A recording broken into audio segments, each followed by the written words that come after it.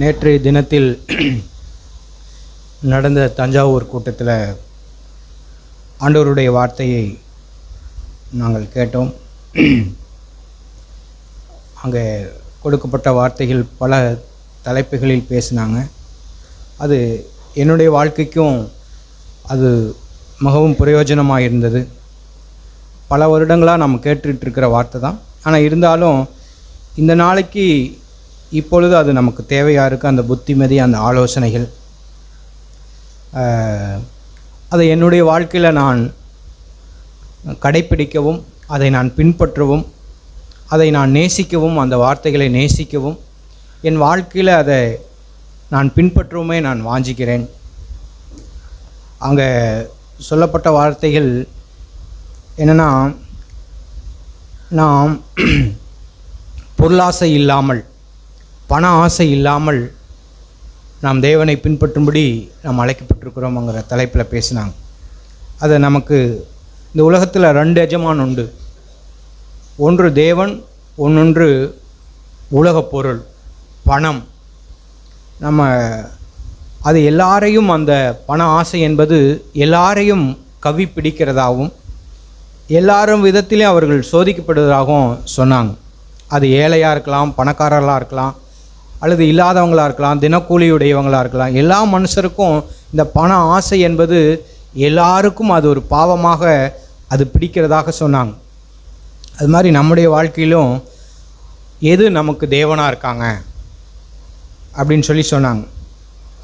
லூக்கா எழுதின சுவிசேஷம் 16ஆம் அதிகாரம், லூக்கா 16:13 நாம் வாசிப்போம். எந்த ஊழியக்காரனும் 2 எஜமான்களுக்கு ஊழியம் செய்யக்கூடாது. ஒருவனை பகைத்து மற்றவனை சிநேகிப்பான், அல்லது ஒருவனை பற்றி கொண்டு மற்றவனை அசட்டை பண்ணுவான். தேவனுக்கும் உலக பொருளுக்கும் ஊழியம் செய்ய உங்களாலே கூடாது என்றார். எந்த ஊழியக்காரனும் 2 எஜமானுக்கு ஊழியம் செய்யக்கூடாது அப்படின்னு இங்கே நம்ம வாசிக்கிறோம். ஆண்டவர் சொன்ன அந்த எச்சரிப்பில் எந்த மனுஷனும் 2 எஜமானுக்கு ஊழியம் செய்யக்கூடாது. ஒருவனை பகைத்து மற்றவனை சிநேகிப்பான். அப்படின்னா ஒருவனிடத்தில் பகைத்து ஒருவனை சிநேகிப்பான். நம்ம இந்த உலகத்தில் எதை நம்ம பகைக்கிறோம், எதை நம்ம நேசிக்கிறோம்? உலக பொருளையா, அல்லது பணத்தையா, பண ஆசையா? பணம் வேலை செய்து சம்பாதிப்பது தப்பில்லை, பணம் வைத்திருப்பதும் தப்பில்லை, பொருளாதாரம் நமக்கு இருப்பதும் தப்பில்லை. ஆனால் எல்லா விதத்திலும் நம்ம எதை நம்ம நேசிக்கிறோங்கிறது தான் முக்கியம். பொருள் ஆசை, பணத்தை நாம் நேசித்து தேவனை விட இப்போ நாம் பணத்தை அதிகமாக நேசிக்கிறோமா, அல்லது பணத்தை நேசித்துட்டு தேவனை நாம் நேசிக்காது இருக்கிறோமா? இந்த 2ஐயும் நம்ம கம்பேர் பண்ணி பாருங்க அப்படின்னு சொன்னாங்க. அதில் நம்ம சொன்னபடி ஒருவனை பகைத்து மற்றவனை சிநேகிப்பான். ஒன்றை நேசித்தோம்னா ஒன்றை பகைக்கணும். தேவனை நேசித்தோம்னா பண ஆசையை நம்ம பகைக்கணும். அதே மாதிரி தேவனை பற்றி கொள்ளாமல் பணத்தை பற்றி கொண்டு அப்படியே நம்ம போயிட முடியும். அடுத்தபடி ஒருவனை பற்றி கொண்டு மற்றவனை அசட்டை செய்வான். அசட்டை செய்கிறது. இப்படி தேவனுக்கும் உலக பொருட்களுக்கும் உங்களால் ஊழியம் செய்யக்கூடாது. இது எதை குறிக்குதுன்னா, பண விஷயத்தில் நம்ம உண்மையாக இருக்கும்படி, நாம் கையாளுகிற பணத்தை நம்ம உண்மையாக இருக்கும்படி, நேர்மையாக இருக்கும்படி, நாம் இதில் உத்தமமாக இருக்கும்படி இதை தான் நம்ம சோதிக்கப்படுறோம். பணத்தை விட, உலக பொருளை விட நமக்கு எது முக்கியம்னா, நம்ம ஏழைகளாக இருந்தாலும் சரி, நம்ம தினக்கூலி வேலை செய்தாலும் சரி, நம்மிடத்தில் இருக்கிற இந்த உலகத்தில் நம்ம எக்காரணத்தை கொண்டு பொருளாதாரத்துக்காகவோ எதற்காகவோ நம்ம பொய் சொல்லவோ அல்லது ஏமாற்றவோ, நம்முடைய தேவைக்காகவோ எந்த சமயத்திலும் ஏமாற்றக்கூடாது. நமக்கு எல்லா விதத்திலும் ஆண்டவரே பொருளா அல்லது தேவ பக்தியின் வாழ்க்கையா அப்படின்னா, தேவ பக்தியின் வாழ்க்கையே நமக்கு விலையேறப்பட்டது. பொருளா அல்லது தேவ பக்தியின் வாழ்க்கையானா அது தேவ பக்தி தான் வெளியேறப்பட்டது. பவுல் அதை தான் சொன்னார். அந்த 1 தீமோத்தேயுவில் பார்த்தீங்கன்னா, தேவபக்தி குறித்து 10 இடத்துல அவர் சொல்கிறார். 10 இடத்துல அங்கே வாசிக்கிறோம். தேவபக்தியே மிகுந்த ஆதாயம். இவ்வுலகத்தில் நாம் ஒன்றும் கொண்டு வந்ததில்லை, இவைகளிலிருந்து ஒன்றும் கொண்டு போகிறதில்லை. ஆனால் நமக்கு உண்டாயிருக்கிற நாட்கள் எல்லாம் உண்ணவும் உடுக்கவும் நமக்கு நம்முடைய தேவைகளை சந்தித்தாவே அதுவே போகும். நம்ம பொருளை வச்சிருக்கிறது தப்பில்லை, ஆனால் அது மீது நம்முடைய ஆசையும் விருப்பத்தையும், பொருள் ஆசை தான் தேவன் வெறுக்கிறார். பொருள் ஆசை அதை தான் தேவன் வெறுக்கிறார். அதை நம்ம பற்றி கொண்டு தேவனை விட்டு பின்வாங்கி போகக்கூடிய அந்த இருதயம் வேணாம். நமக்கு என்ன வேணும்னா, ஆண்டவரே தேவபக்தியை நான் மிகுந்த ஆதாயமாக, அது மிக பொக்கிஷமாக நான் என்ற ஆண்டவரே, பொருளாதாரத்துக்காகவோ ஏதோ ஒரு தேவைக்காகவோ ஆண்டவரே அந்த தேவபக்தியை நான் இழந்து போகக்கூடாது ஆண்டவரே. அது என் வாழ்க்கையில் அது பிரயோஜனமாக இருக்க, அதை நான் தேடிவிட, அதை நாடிவிட எனக்கு உதவி செய்யுங்க. இந்த 2 எஜமான், ஒரு வலிமையான எஜமான் பொருள் பணம் உலகத்தின் ஆஸ்தி, இன்னொன்று வலிமையான எஜமான் தேவன். நான் இதில் எதை நான் ரொம்ப நேசிக்கிறேன், எதை நான் பற்றி கொள்கிறேன், இதை நம்ம யோசித்து பார்த்து ஆண்டவரே உலகத்தில் நான் வெறுமையாக வந்த ஆண்டவரே, எல்லாமே உங்களால் எனக்கு உண்டானது ஆண்டவரே, நான் உண்மையே நேசிக்கிறேன் ஆண்டவரே, உண்மையே நான் ஒவ்வொரு நாளும் நேசிக்கிறேன் ஆண்டவரே, எல்லாத்தையும் உமது பாதத்து கீழே வச்சிடறேன் ஆண்டவரே. என்னுடைய படிப்போ என்னுடைய வேலையோ என்னுடைய சம்பளமோ எல்லாவற்றையும் ஆண்டவரே உம்முடைய திருச்சமூகத்தில் வச்சிடறேன் ஆண்டவரே. உங்களை நான் நேசிக்கிறேன் ஆண்டவரே, உம்மிடத்தில் அன்பு கூறுற ஆண்டவரே. இப்படி நம்முடைய அன்றாட வாழ்க்கையில் நாம் சோதிக்கப்படும் போதெல்லாம் ஆண்டவரே உம்மை விட எதுவும் என்னை கவர்ந்திட வேண்டாம், உம்முடைய அன்பை விட எதுவும் என்னுடைய இருதயத்தை புடமிட வேண்டாம் ஆண்டவரே. உம்முடைய அன்பே என்னுடைய இருதயத்தை என்னாலும் தலைத்திருக்கும்படி ஆண்டவரே எனக்கு உதவி செய்யுங்க. நான் பொருளாசை சார்ந்து போயிடாதபடி, என்னுடைய மனம் மயங்கி போயிடாதபடி ஆண்டவரே, நான் ஒவ்வொரு நாளும் சோதிக்கப்படும் போதெல்லாம் பண ஆசையில் நான் வழிவிலகி போயிடாதபடி ஆண்டவரே எனக்கு உதவி செய்யுங்க. அந்த தெய்வ பக்தியின் வாழ்க்கையை நான் விலையேறப்பட்டதாய் மதித்து வாழ எனக்கு உதவி செய்யுங்க. ஒருத்தர் எனக்கு இந்த சூழ்நிலைக்காகன்னு ஒருத்தர் கொடுத்தாருன்னா நான் அதுக்குன்னே அந்த பணத்தை நான் பயன்படுத்தினேன் ஆண்டவரே. ஒருபோதும் அதில் சமரசம் பண்ணக்கூடாது ஆண்டவரே. இன்னாருக்கு கொடுங்கன்னு நான் சொன்னாங்கன்னா நான் அதையே அப்படியே செய்வேன் ஆண்டவரே. இந்த கையில் நான் எதுவும் மாற்றக்கூடாது ஆண்டவரே. அதில் நான் உண்மையாக இருக்க, பண விஷயத்தில் நேர்மையாக இருக்க ஆண்டவரே உதவி செய்யுங்க. பல வகையில் நான் மாற்றப்பட்டக்கூடாது ஆண்டவரே. ஒன்று இது கண்ணு கொடுத்தாங்கன்னா நான் அதுக்குன்னே பயன்படுத்த, இது இந்த காணிக்கையே அல்லது இது அப்படின்னு சொல்லி ஒருத்தர் கொடுத்தாங்கன்னா நான் அதுக்குன்னே பயன்படுத்தி விட, அதில் உண்மையை காண்பிக்க, நேர்மையாக இருக்க ஆண்டவரே நீங்கள் எனக்கு உதவி செய்யுங்க. இப்படி நம்முடைய பண விஷயத்தில் நாம் மிகுந்த உண்மையுள்ளவர்களாக இருந்தால் கனத்துக்குரிய ஆண்டவருடைய வெளிப்பாடு, ஆண்டவருடைய வார்த்தை, அபிஷேகம், ஒரு தேவ பக்தியுள்ள வாழ்க்கை இதெல்லாம் நமக்கு கிடைக்கும். இப்படி நம்ம பண விஷயத்தில் உண்மை இல்லை என்றால் நம்ம வேற எங்கேயோ தவறி போயிடுவோம். நமக்கு அந்த தெய்வ பயம் இல்லாத போயிடும். ஆகையால் நாம் ஜாக்கிரதையாக இருந்து நம்முடைய வாழ்க்கையை ஆண்டவருக்கு முன்பாக நம்மளை சோதித்து பார்த்து நாம் பின்பற்றி வரும்படி நாம் ஆண்டவரை நேசிப்போம். உதாரணமாக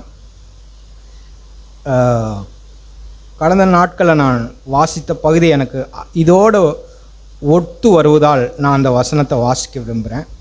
மார்க்கு எழுதின சுவிசேஷம் 10ஆம் அதிகாரம்.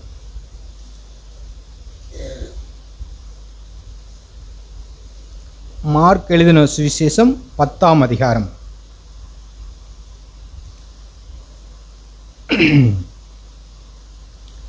பத்தாம் அதிகாரத்தில் 17வது வசனம். பின்பு அவர் புறப்பட்டு வழியிலே போகையில் ஒருவன் ஓடி வந்து அவருக்கு முன்பாக முழங்கால் படியிட்டு, நல்ல போதகரே, நித்திய ஜீவனை சுதந்திரித்துக் கொள்ளும்படி நான் என்ன செய்ய வேண்டும் என்று கேட்டான். வசனத்தை நல்லா எல்லாருமே எடுத்துக்கொள்ளணும், எல்லாருமே கவனித்து கேட்கணும். ஆண்டவருடைய வார்த்தை கவனித்து கேட்கணும். பின்பு அவர் புறப்பட்டு போகையிலே ஒருவன் ஓடி வந்து, ஆண்டவர் புறப்பட்டு போகிறாங்க. அப்போ புறப்பட்டு போகும்போது ஒரு வாலிபன் அவன் ஓடி வந்து, அவனுடைய துவக்கத்தை பாருங்க, அவன் ஓடி வரான். ஓடி வந்து அவருக்கு முன்பாக முழங்கால் படியிட்டு, அவனுடைய செயலையெல்லாம் பார்த்தா எவ்வளவு பக்திக்குரிய மனுஷன், எவ்வளவு அவன் ஆண்டவரை நேசித்திருக்கான் பாருங்க.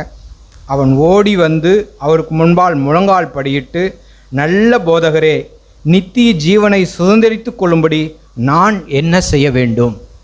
ஆண்டவரிடத்தில் வந்து கேட்குறான் கேள்வி. ஆண்டவரே, நான் நித்திய ஜீவனை சுதந்திரிக்கணும், என்ன செய்யணும்? இப்படிப்பட்ட ஒரு வாலிபன் சபையில் இருந்தால் அவனை எப்படி நம்ம நினைப்போம்? அவன் ஆண்டவருக்கு முன்னாடி ஒடியாரான், முழங்கால் படியிடுறான். முழங்கால் படியிட்டு நேராக அவன் என்ன கேட்குறான்னா, நித்திய ஜீவனை, தேவனுடைய ராஜ்யத்தை நான் சுதந்திரித்து கொள்ளணும், என்ன செய்யணும்னு கேட்குறாரு.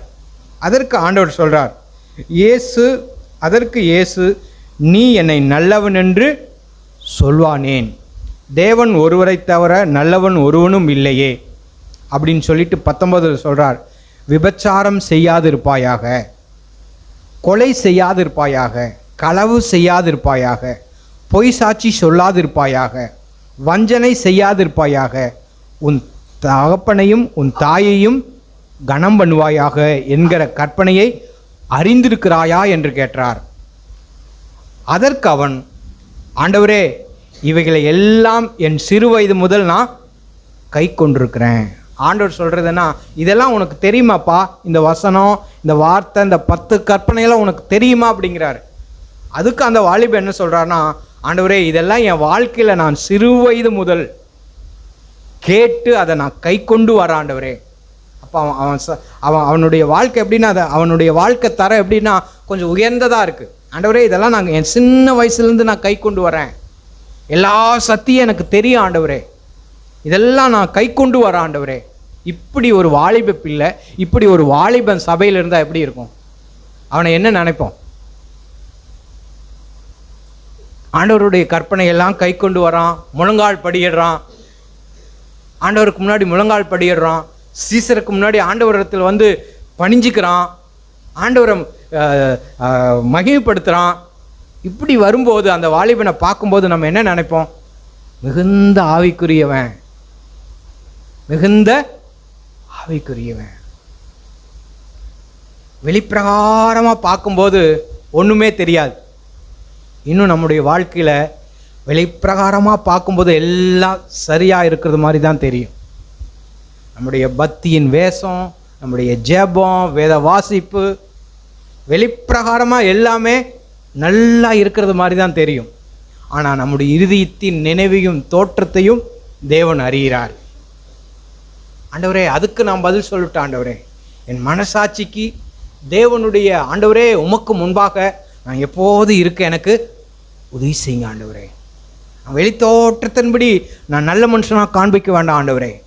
இப்படி அவன் ஓடி வந்து கேட்குறார், கை கொள்கிறான் ஆண்டவரே அப்படின்னு சொல்கிறார். 21 வாசிங்க.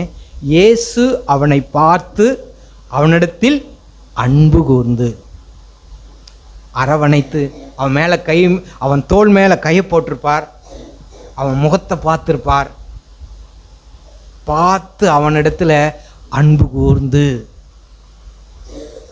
அவனை நேசித்து அன்பு கூர்ந்து, அவனுக்கு ஒரு செய்தி இருக்கப்பா.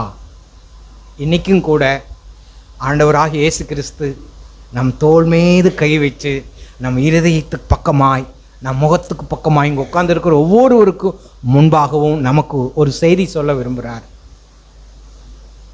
நீ நினச்சிக்கிட்டு இருக்கிற உன்னுடைய வாழ்க்கை, நீ வாழ்கிற வாழ்க்கையில் ஒரு குறையுண்டு, ஒரு குறையுண்டு. நீ மனம் திரும்ப விரும்புகிறையா? உன்னை திருத்திக்கவும், உன்னை மாற்றிக்கவும், நீ விட்டு கொடுக்கவும், நீ மன்னிக்கவும், உன்னை நீ ஒப்பு கொடுக்கவும், ஆண்டவரே நான் மாறிக்கிறேன்னு சொல்ல உனக்கு மனசு இருக்கா? அதை தான் ஆண்டவர் எதிர்பார்க்குறார். அவனிடத்தில் அன்பு கூர்ந்து தோள் மேலே கையை வச்சு அவன் முகத்தை பார்த்து. நான் இந்த வசனத்தை வாசிக்கும்போது நான் அப்படி தான் சொன்னேன், ஆண்டவரே என் முகத்தை பார்த்து என் நிலைமையை சொல்லிடுங்க ஆண்டவரே, என் இருதயத்தை பார்த்து என் நிலைமை எனக்கு சொல்லிடுங்க ஆண்டவரே, நான் வஞ்சிக்கப்படக்கூடாது ஆண்டவரே, என் பாவத்தை என் முகத்தை பார்த்து நீங்கள் சொல்லணும் ஆண்டவரே, என் மீது நீங்கள் சொல்லிடுங்க ஆண்டவரே, நீ இப்படி இரு, இப்படி மாறு, இப்படி மனந்திரும்பு, என் பாவத்தை இப்படி நீங்கள் சொல்லணும் ஆண்டவரே. இப்படி அவன் என்ன செய்கிறான்னா, அன்பு கூர்ந்து அவனிடத்தில் உன்னிடத்தில் ஒரு குறை உண்டு. நீ போய் உனக்கு உண்டானவைகளெல்லாம் விற்று தரித்திரருக்கு கொடு, அப்பொழுது பரலோகத்தில் உனக்கு பொக்கிஷம் உண்டாயிருக்கும். பின்பு சிலுவையை எடுத்துக்கொண்டு என்னை பின்பற்றி வா என்றார். அவனுக்கு 2 கட்டளை தான். உனக்கு உண்டானதை விற்று.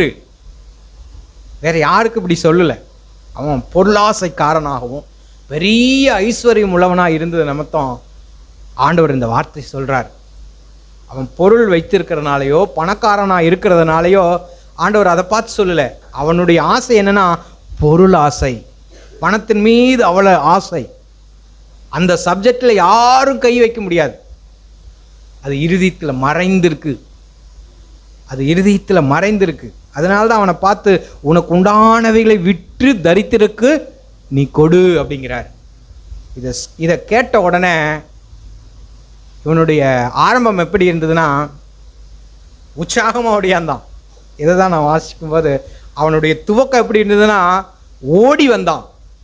ஆனால் முடிவு என்னவாச்சுன்னா வாசிக்கிறோம், அவன் மிகுந்த ஆஸ்தி உள்ளவனாக இருந்தபடியால் இந்த வார்த்தையை கேட்டு மனமடிந்து துக்கத்தோடு போயிட்டான். அவனுடைய பொருள் ஆசை, அவன் தேவனை விட தான் வைத்திருக்கிற பொருள் மீது அவ்வளோ ஆசையுடையவனாய் பற்றுடையவனாக இருந்தான். அதனால் அவன் என்ன செய்தானா, அவன் துக்கத்தோடு போயிட்டான். இன்றைக்கி நம்முடைய வாழ்க்கையில் அந்த துக்கம் நமக்கு வர வேண்டாம். ஆண்டவரே, நான் கையை விரிச்சிடுறேன் ஆண்டவரே, எல்லாத்தையும் உங்கள் பாதத்தில் நான் வச்சிடறேன் ஆண்டவரே, எல்லாம் உம்முடையது ஆண்டவரே. எது எனக்கு விலையேறப்பட்டதாக இருக்குதோ அதெல்லாம் உங்கள் பாதத்தில் வச்சிடறேன் ஆண்டவரே. ஆண்டவரே, இந்த பொருளை கொடுத்ததெல்லாம் நீங்கள் ஆண்டவரே, என் மிகுந்த செல்வந்தன் ஆண்டவரே. உண்மையே எனக்கு கொடுத்துருக்கும்போது ஆண்டவரே இதெல்லாம் எனக்கு ஒரு பொருட்டு இல்லை ஆண்டவரே, உங்களையே எனக்கு கொடுத்துருக்கீங்க ஆண்டவரே. இப்படிதான் பரிசுத்தவான்கள் வாழ்ந்தாங்க. உண்மையே கொடுத்துருக்கீங்க ஆண்டவரே, இதை விட எனக்கு வேற என்ன வேணும் ஆண்டவரே. அந்த சீமோன் வீட்டில் அவர் பந்தி இருக்கும்போது விலையேறப்பட்ட நலதல தைலம், அந்த வசனத்தை நாம் வாசிப்போம். அதே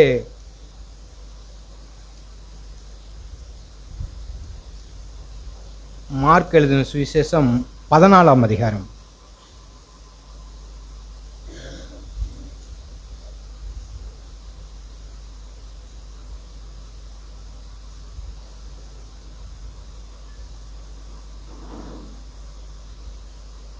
மார்க் 14:3 வாசிங்க. அவர் பெத்தானியாவில் குஷ்டரோகியாய் இருந்த சீமோன் வீட்டிலே போஜன பந்தி இருக்கையில் ஒரு ஸ்திரீ விலையேற பெற்ற நலதம் எனும் உத்தம தைலமுள்ள வெள்ளைக்கல் பரணியை கொண்டு வந்து அதை உடைத்து அந்த தைலத்தை அவர் சிரசின் மேல் ஊற்றினாள். அப்பொழுது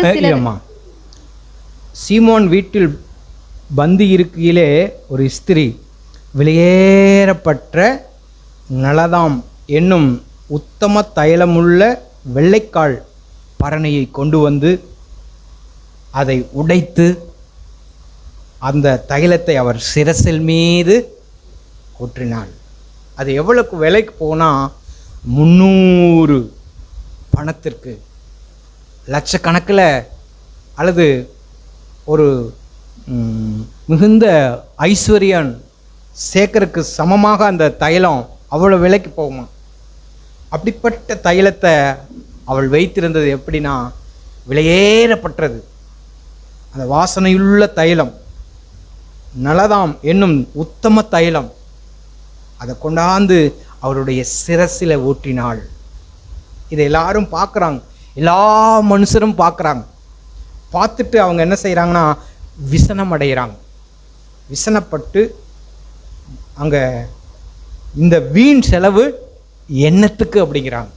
இந்த வீண் செலவு என்னத்திற்கு அப்படின்னா இவங்க இந்த சகோதரியுடைய பார்வையில் ஆண்டவர் எப்படி தெரிகிறார்னா, நான் வச்சிருக்கிற அந்த தைலத்தை விட அவர் விலையேற பெற்றவர், அவர் ராஜாதி ராஜா. நான் வச்சிருக்கிற பொருளை விட, நான் எனக்கு கொடுத்துருக்கிற எல்லா பொருளை விட அவர் எப்படிப்பட்டவர்னா விலையேறப்பட்டவர். நம்முடைய வாழ்க்கையில் அப்படி இவங்ககிட்ட பாடத்தை நம்ம கற்றுக்கணும். நம்முடைய வாழ்க்கையில் ஆண்டவர் விலையேறப்பட்டவராக இருக்கிறாரா, அல்லது அசட்டை செய்யக்கூடிய, அல்லது ஏதோ அப்படின்னு இருக்கிறாரா? இவங்க எப்படி இருந்தாங்கன்னா விலையேறப்பட்டதா ஆண்டவர் பார்த்தார். அவங்க வச்சிருக்கிற அந்த 300 ரூபாய்க்கு விற்கக்கூடிய அந்த தைலத்தை காட்டில என்னுடைய ஆண்டவர் விலையேறப்பட்டவர். இது எங்கே போகணும்னா அந்த விலையேறப்பட்டது அவருடைய பாதத்துக்கு, அவருடைய தலைக்கு, அவருடைய சரீரத்துக்கு அங்கே உடைத்து அவரை அபிஷேகம் பண்ணுவதற்கு தான் அது தகுதியானது அப்படின்னு சொல்லி அவங்க உடைத்தாங்க. மற்ற எல்லாரும் என்ன சொன்னாங்கன்னா, இந்த வீண் செலவு என்னத்துக்கு, இது விற்கலாமே, விற்று தரித்திற்கு கொடுக்கலாமே, இது ஏன் இப்படி வீண் பண்ண? ஆனால் அவங்களுடைய பார்வையில் எது விலையேறப்பட்டதாக இருக்குன்னா அந்த தைலம் விலையேறப்பட்டதாக இருக்குது. ஆனால் இந்த சகோதரருடைய பார்வையில் ஆண்டவர் தான் விலையேறப்பட்டவராக இருக்காங்க. இப்படி நம்முடைய வாழ்க்கையிலும் கூட எது நமக்கு விலையேறப்பட்டதாக இருக்குது? நம்முடைய நேரம், நம்முடைய சூழ்நிலை எது ஆண்டவரே விலையேறப்பட்டது? நம்முடைய சமூகத்தை விட எனக்கு வேறொரு விலையேறப்பட்டது எதுவும் இந்த உலகத்தில் இருக்க வேண்டாம். ஆண்டவரே உம்முடைய சமூகம்தான் எனக்கு விலையேறப்பட்டது. ஆண்டவரே உம்முடைய பாதம், இயேசுவாகிய நீர் எனக்கு விலையேறப்பட்டவர். இப்படி நம்முடைய வாழ்க்கையில் பொருளாதாரத்தில், பண ஆசையில் நம்ம எதுலேயும் மயங்கி போயிட வேண்டாம். விலையேறப்பட்டவராக இருக்கிற ஆண்டவராகிய இயேசு கிறிஸ்துவை நாம் நேசித்திடுவோம், அவரிடத்தில் அன்பு செலுத்திடுவோம். அவரே விலையேறப்பட்டவர். இன்னொரு வார்த்தை சொன்னாங்க எப்படின்னா, மோசேக்கு 500 ஆண்டுகளுக்கு முன்பாக வாழ்ந்த மோசேயினுடைய நியாயப்பிரமாணம், சட்டதிட்டங்கள் இப்படியெல்லாம் வருவதற்கு முன்னதாக 500 ஆண்டுக்கு முன்னதாக வாழ்ந்த யோபு. முதல் புஸ்தகமே பைபிளில் எதுனா யோபு புஸ்தகம். அந்த யோபு வேதமும் இல்லை, சகோதரர் ஐக்கியம் இல்லை, சபையும் இல்லை. ஆனால் தன் வாழ்க்கையில் உத்தமமாய் வாழ்ந்திருக்கிறார். தன் வாழ்க்கையில் ஆண்டவருக்கு பயந்து வாழ்ந்திருக்கிறார். இப்படி நம்முடைய வாழ்க்கையில் நமக்கு எல்லாம் இருந்து, சகோதரர்கள் ஐக்கியம் இருக்குது, வேதம் இருக்குது, சபை இருக்குது, எவ்வளோ புத்திமதியை கேட்குறோம். இன்னும் அந்த யோபனுடைய தரத்துக்கு நம்ம ஏன் இன்னும் வரல? இன்னும் தேவன் விரும்புகிற அந்த தரத்துக்கு ஏன் நம்ம வரல அப்படின்னா, நம்முடைய வாஞ்சை, நம்முடைய விருப்பம் வேறு எதுலேயோ இருக்குது, வேறு எதுலேயோ நம்ம அப்படி இருக்கோம். ஆனால் யோபு, அவனை குறித்து நான் வாசிக்கும்போது யோபு 1ஆம் அதிகாரத்தில் நான் சொன்னாங்க, யோபு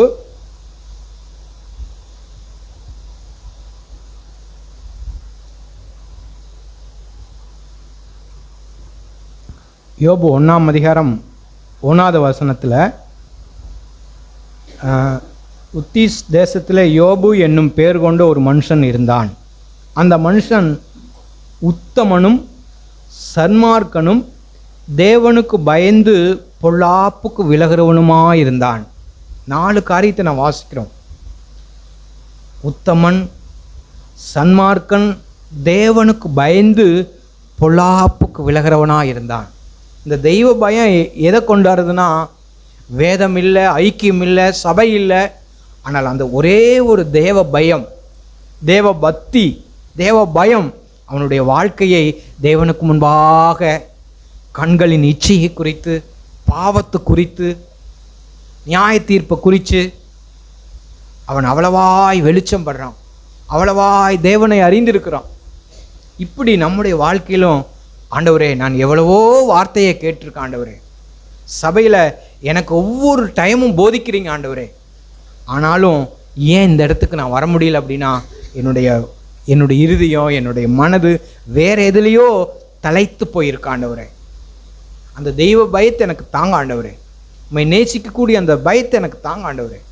இப்படி அவர் என்ன செய்தார்னா, உத்தமமாய் தேவனுக்கு பயந்து பொல்லாப்பு, எது பொல்லாப்போ, அந்த பிரதர் சொன்ன மாதிரி அந்த 31ஆம் அதிகாரத்தில் நான் வாசித்தோமே, பொல்லாப்பு.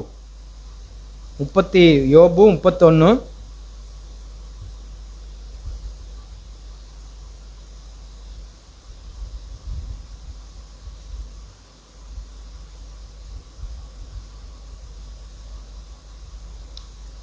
என் கண்களோடே யோபு 31:1. என் கண்களோடே உடன்படிக்கை பண்ணின நான் ஒரு கன்னிகையின் மேல் நினைப்பாய் இருப்பது எப்படி? அவர் யோபு சொல்றார், நான் என் கண்களோடு நான் உடன்படிக்கை பண்ணியிருக்கேன் ஆண்டவரே. என் கண்ணில் ஒரு உடன்படிக்கை இருக்கு ஆண்டவரே. தேவனே, என் கண்ணை உமக்கு நான் ஒப்பு கொடுத்துருக்கேன் ஆண்டவரே.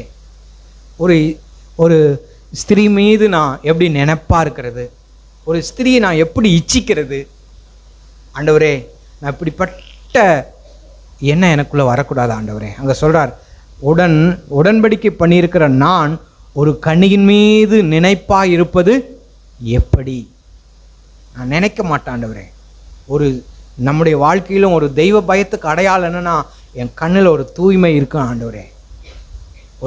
ஒரு வாலிப பெண்ணோ ஒரு சகோதரியோ ஆண்டவரே, நான் எந்த விதத்திலும் இச்சிக்கூடாது ஆண்டவரே. அக்கிரமத்துக்கு என் கண்ணு மூடப்பட்டிருக்கணும் ஆண்டவரே. விபச்சார சிந்தைக்கு, மோகத்துக்கு, இச்சைக்கு என் கண்ணு மூடணும் ஆண்டவரே. ஆண்டவரே, நான் செல்லை யூஸ் பண்ணுறேன், அரைகுறையான ட்ரெஸ் வருது ஆண்டவரே, நான் அதை பார்க்கக்கூடாது ஆண்டவரே. ஏன்னா இந்த கண்ணில் உங்களை பார்க்கணும் ஆண்டவரே. தெய்வ பயம் இருக்குன்னு ஆண்டவரே, எனக்கு நீங்கள் கிருபை தாங்க ஆண்டவரே.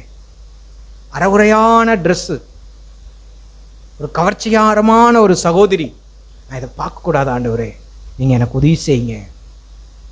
இப்படி நம்முடைய வாழ்க்கையிலும் அந்த யோபு, அவர் எத்தனையோ ஆண்டுக்கு முன்னதாக வாழ்ந்த அந்த மனுஷன் உடன்படிக்கை செய்து தேவனுக்கு பயந்து அவன் சிந்தையில் கூட நினைப்பா கூட நான் இருக்கக்கூடாது ஆண்டவரே. ரகசியமாக கூட எதை நான் யோசிக்கக்கூடாது ஆண்டவரே. எனக்கு உண்மையுள்ள இருதயத்தை தாங்க. அதில் நான் வாசித்தது போல 9 சொல்றாரு பாருங்க, என் மனம் யாதொரு ஸ்திரீயின் மேல் மயங்கி அயலானுடைய வாசலை நான் எட்டி பார்த்ததுண்டானால் அப்பொழுது என் மனைவி வேறொருவனுக்கு மாவரைப்பாளாக, வேற்று மனிதர் அவள் மேல் சாய்வார்களாக. இப்படி சொல்றார், என் மனம் யாதொரு ஸ்திரீயின் மேல் மயங்கி, மயக்கம் இருதயத்தில் அப்படிப்பட்ட எண்ணம் ஒரு காலம் இருக்கக்கூடாது ஆண்டவரே. அது என்னவா இருக்குன்னா, அவருடைய வாழ்க்கையில் அது 11 அது தோஷம், அது பாவத்தின் தோஷம், அது நியாயாதிபதிகளினால் விசாரிக்கப்படும் அக்கிரமம். அப்படிப்பட்ட எண்ணங்கள் அது அக்கிரமமானது, அது பாவத்துக்குரியது. அது பாதாள பரியந்தம் பட்சிக்கும் அக்னியால் என் சம்பத்தை எல்லாம் நிர்மூலமாக்கிறோம். ஆண்டவரே, நான் அப்படி இருக்கக்கூடாது ஆண்டவரே என்று சொல்லி எப்போவோ வாழ்ந்த அந்த யோபு அப்படி இருந்தார் என்றால், இந்த மத்தேயு 5ஆம் அதிகாரத்தில் ஒரு ஸ்திரியை இச்சையோடு பார்க்குற எவனும் அவளோடு விபச்சாரம் செய்தாயிற்று என்று சொன்ன வசனத்துக்கு அடையாளமாய், சாட்சியாய், முன்னோடியாய் அவர் அந்த வார்த்தையை அப்போவே கை கொண்டு அவர் தெய்வ பயத்தோடு வாழ்ந்திருக்கிறார். இந்த நாட்களில் வாழ்கிற நமக்கு பாவம் எல்லா விதத்திலும் புறையோடி போயிருக்கு. இந்த உலகத்தில் பார்க்குற ஒவ்வொரு மனுஷரிடத்திலும், எல்லா இடத்தையும் ஒரு 4 பேர் சேர்ந்துட்டாங்கன்னா எல்லாருமே கெட்ட பேச்சு பேசுகிறாங்க. ஒரு இடத்துல வேலை செய்கிற இடத்துல எல்லாருமே கெட்ட பேச்சு பேசுகிறாங்க. ஆண்டவரே, என்னுடைய ஆவியை நான் காத்துக்கொள்ளணும் ஆண்டவரே, என் கண்ணை நான் மூடிக்கணும் ஆண்டவரே, என் செவி அடைச்சிக்கணும் ஆண்டவரே. ஏன்னா நான் உங்களை தரிசிக்கக்கூடிய இருதயத்தை எனக்கு தாங்க ஆண்டவரே. நான் எவ்வளவோ சோதிக்கப்படுறேன் ஆண்டவரே, ஆனால் என் இருதயத்தை சுத்தமாக பாதுகாத்து கொள்ளணும் ஆண்டவரே. நான் உங்களோடு உறவாடணும் ஆண்டவரே. எனக்கு ஒரு கண் உடன்படிக்கை வேணும் ஆண்டவரே. என் இருதயம் தூய்மையாக இருக்கணும் ஆண்டவரே. பரிசுத்த இயேசுவே, பாவிகளுக்கு விலகி நீர் ஆண்டவரே. அந்த விளக்கமுள்ள, அந்த விலகி வாழ்ந்த அந்த வாழ்க்கை எனக்கும் வேணும் ஆண்டவரே. அதை ஒவ்வொரு நாளும் எனக்கு போதிச்சிருங்க, எனக்கு உதவி செய்யுங்க. நான் எல்லாரும் மாதிரி நானும் போயிடக்கூடாது ஆண்டவரே, எனக்கு கிருபை தாங்க. இப்படி நம்முடைய வாழ்க்கையில் அந்த தெய்வ பயத்தை மேன்மையாக எண்ணுவோம். தேவன் நம்ம ஒவ்வொருவருக்கும் உதவி செய்வார்.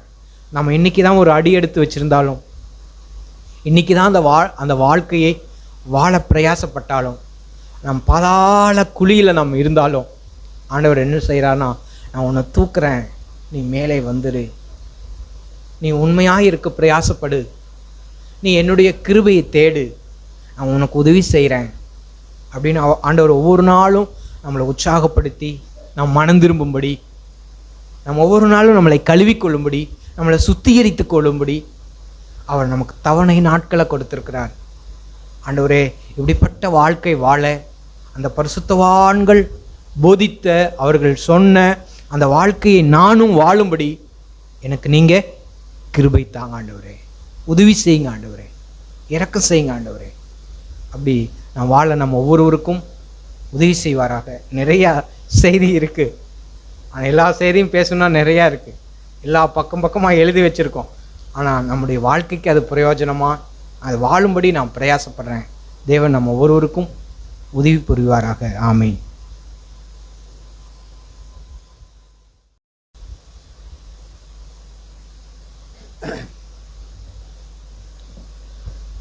தேவன் பேசிய ஜீவனுள்ள வார்த்தைகளுக்கு நான் மிகவும் நன்றி செலுத்துகிறேன்.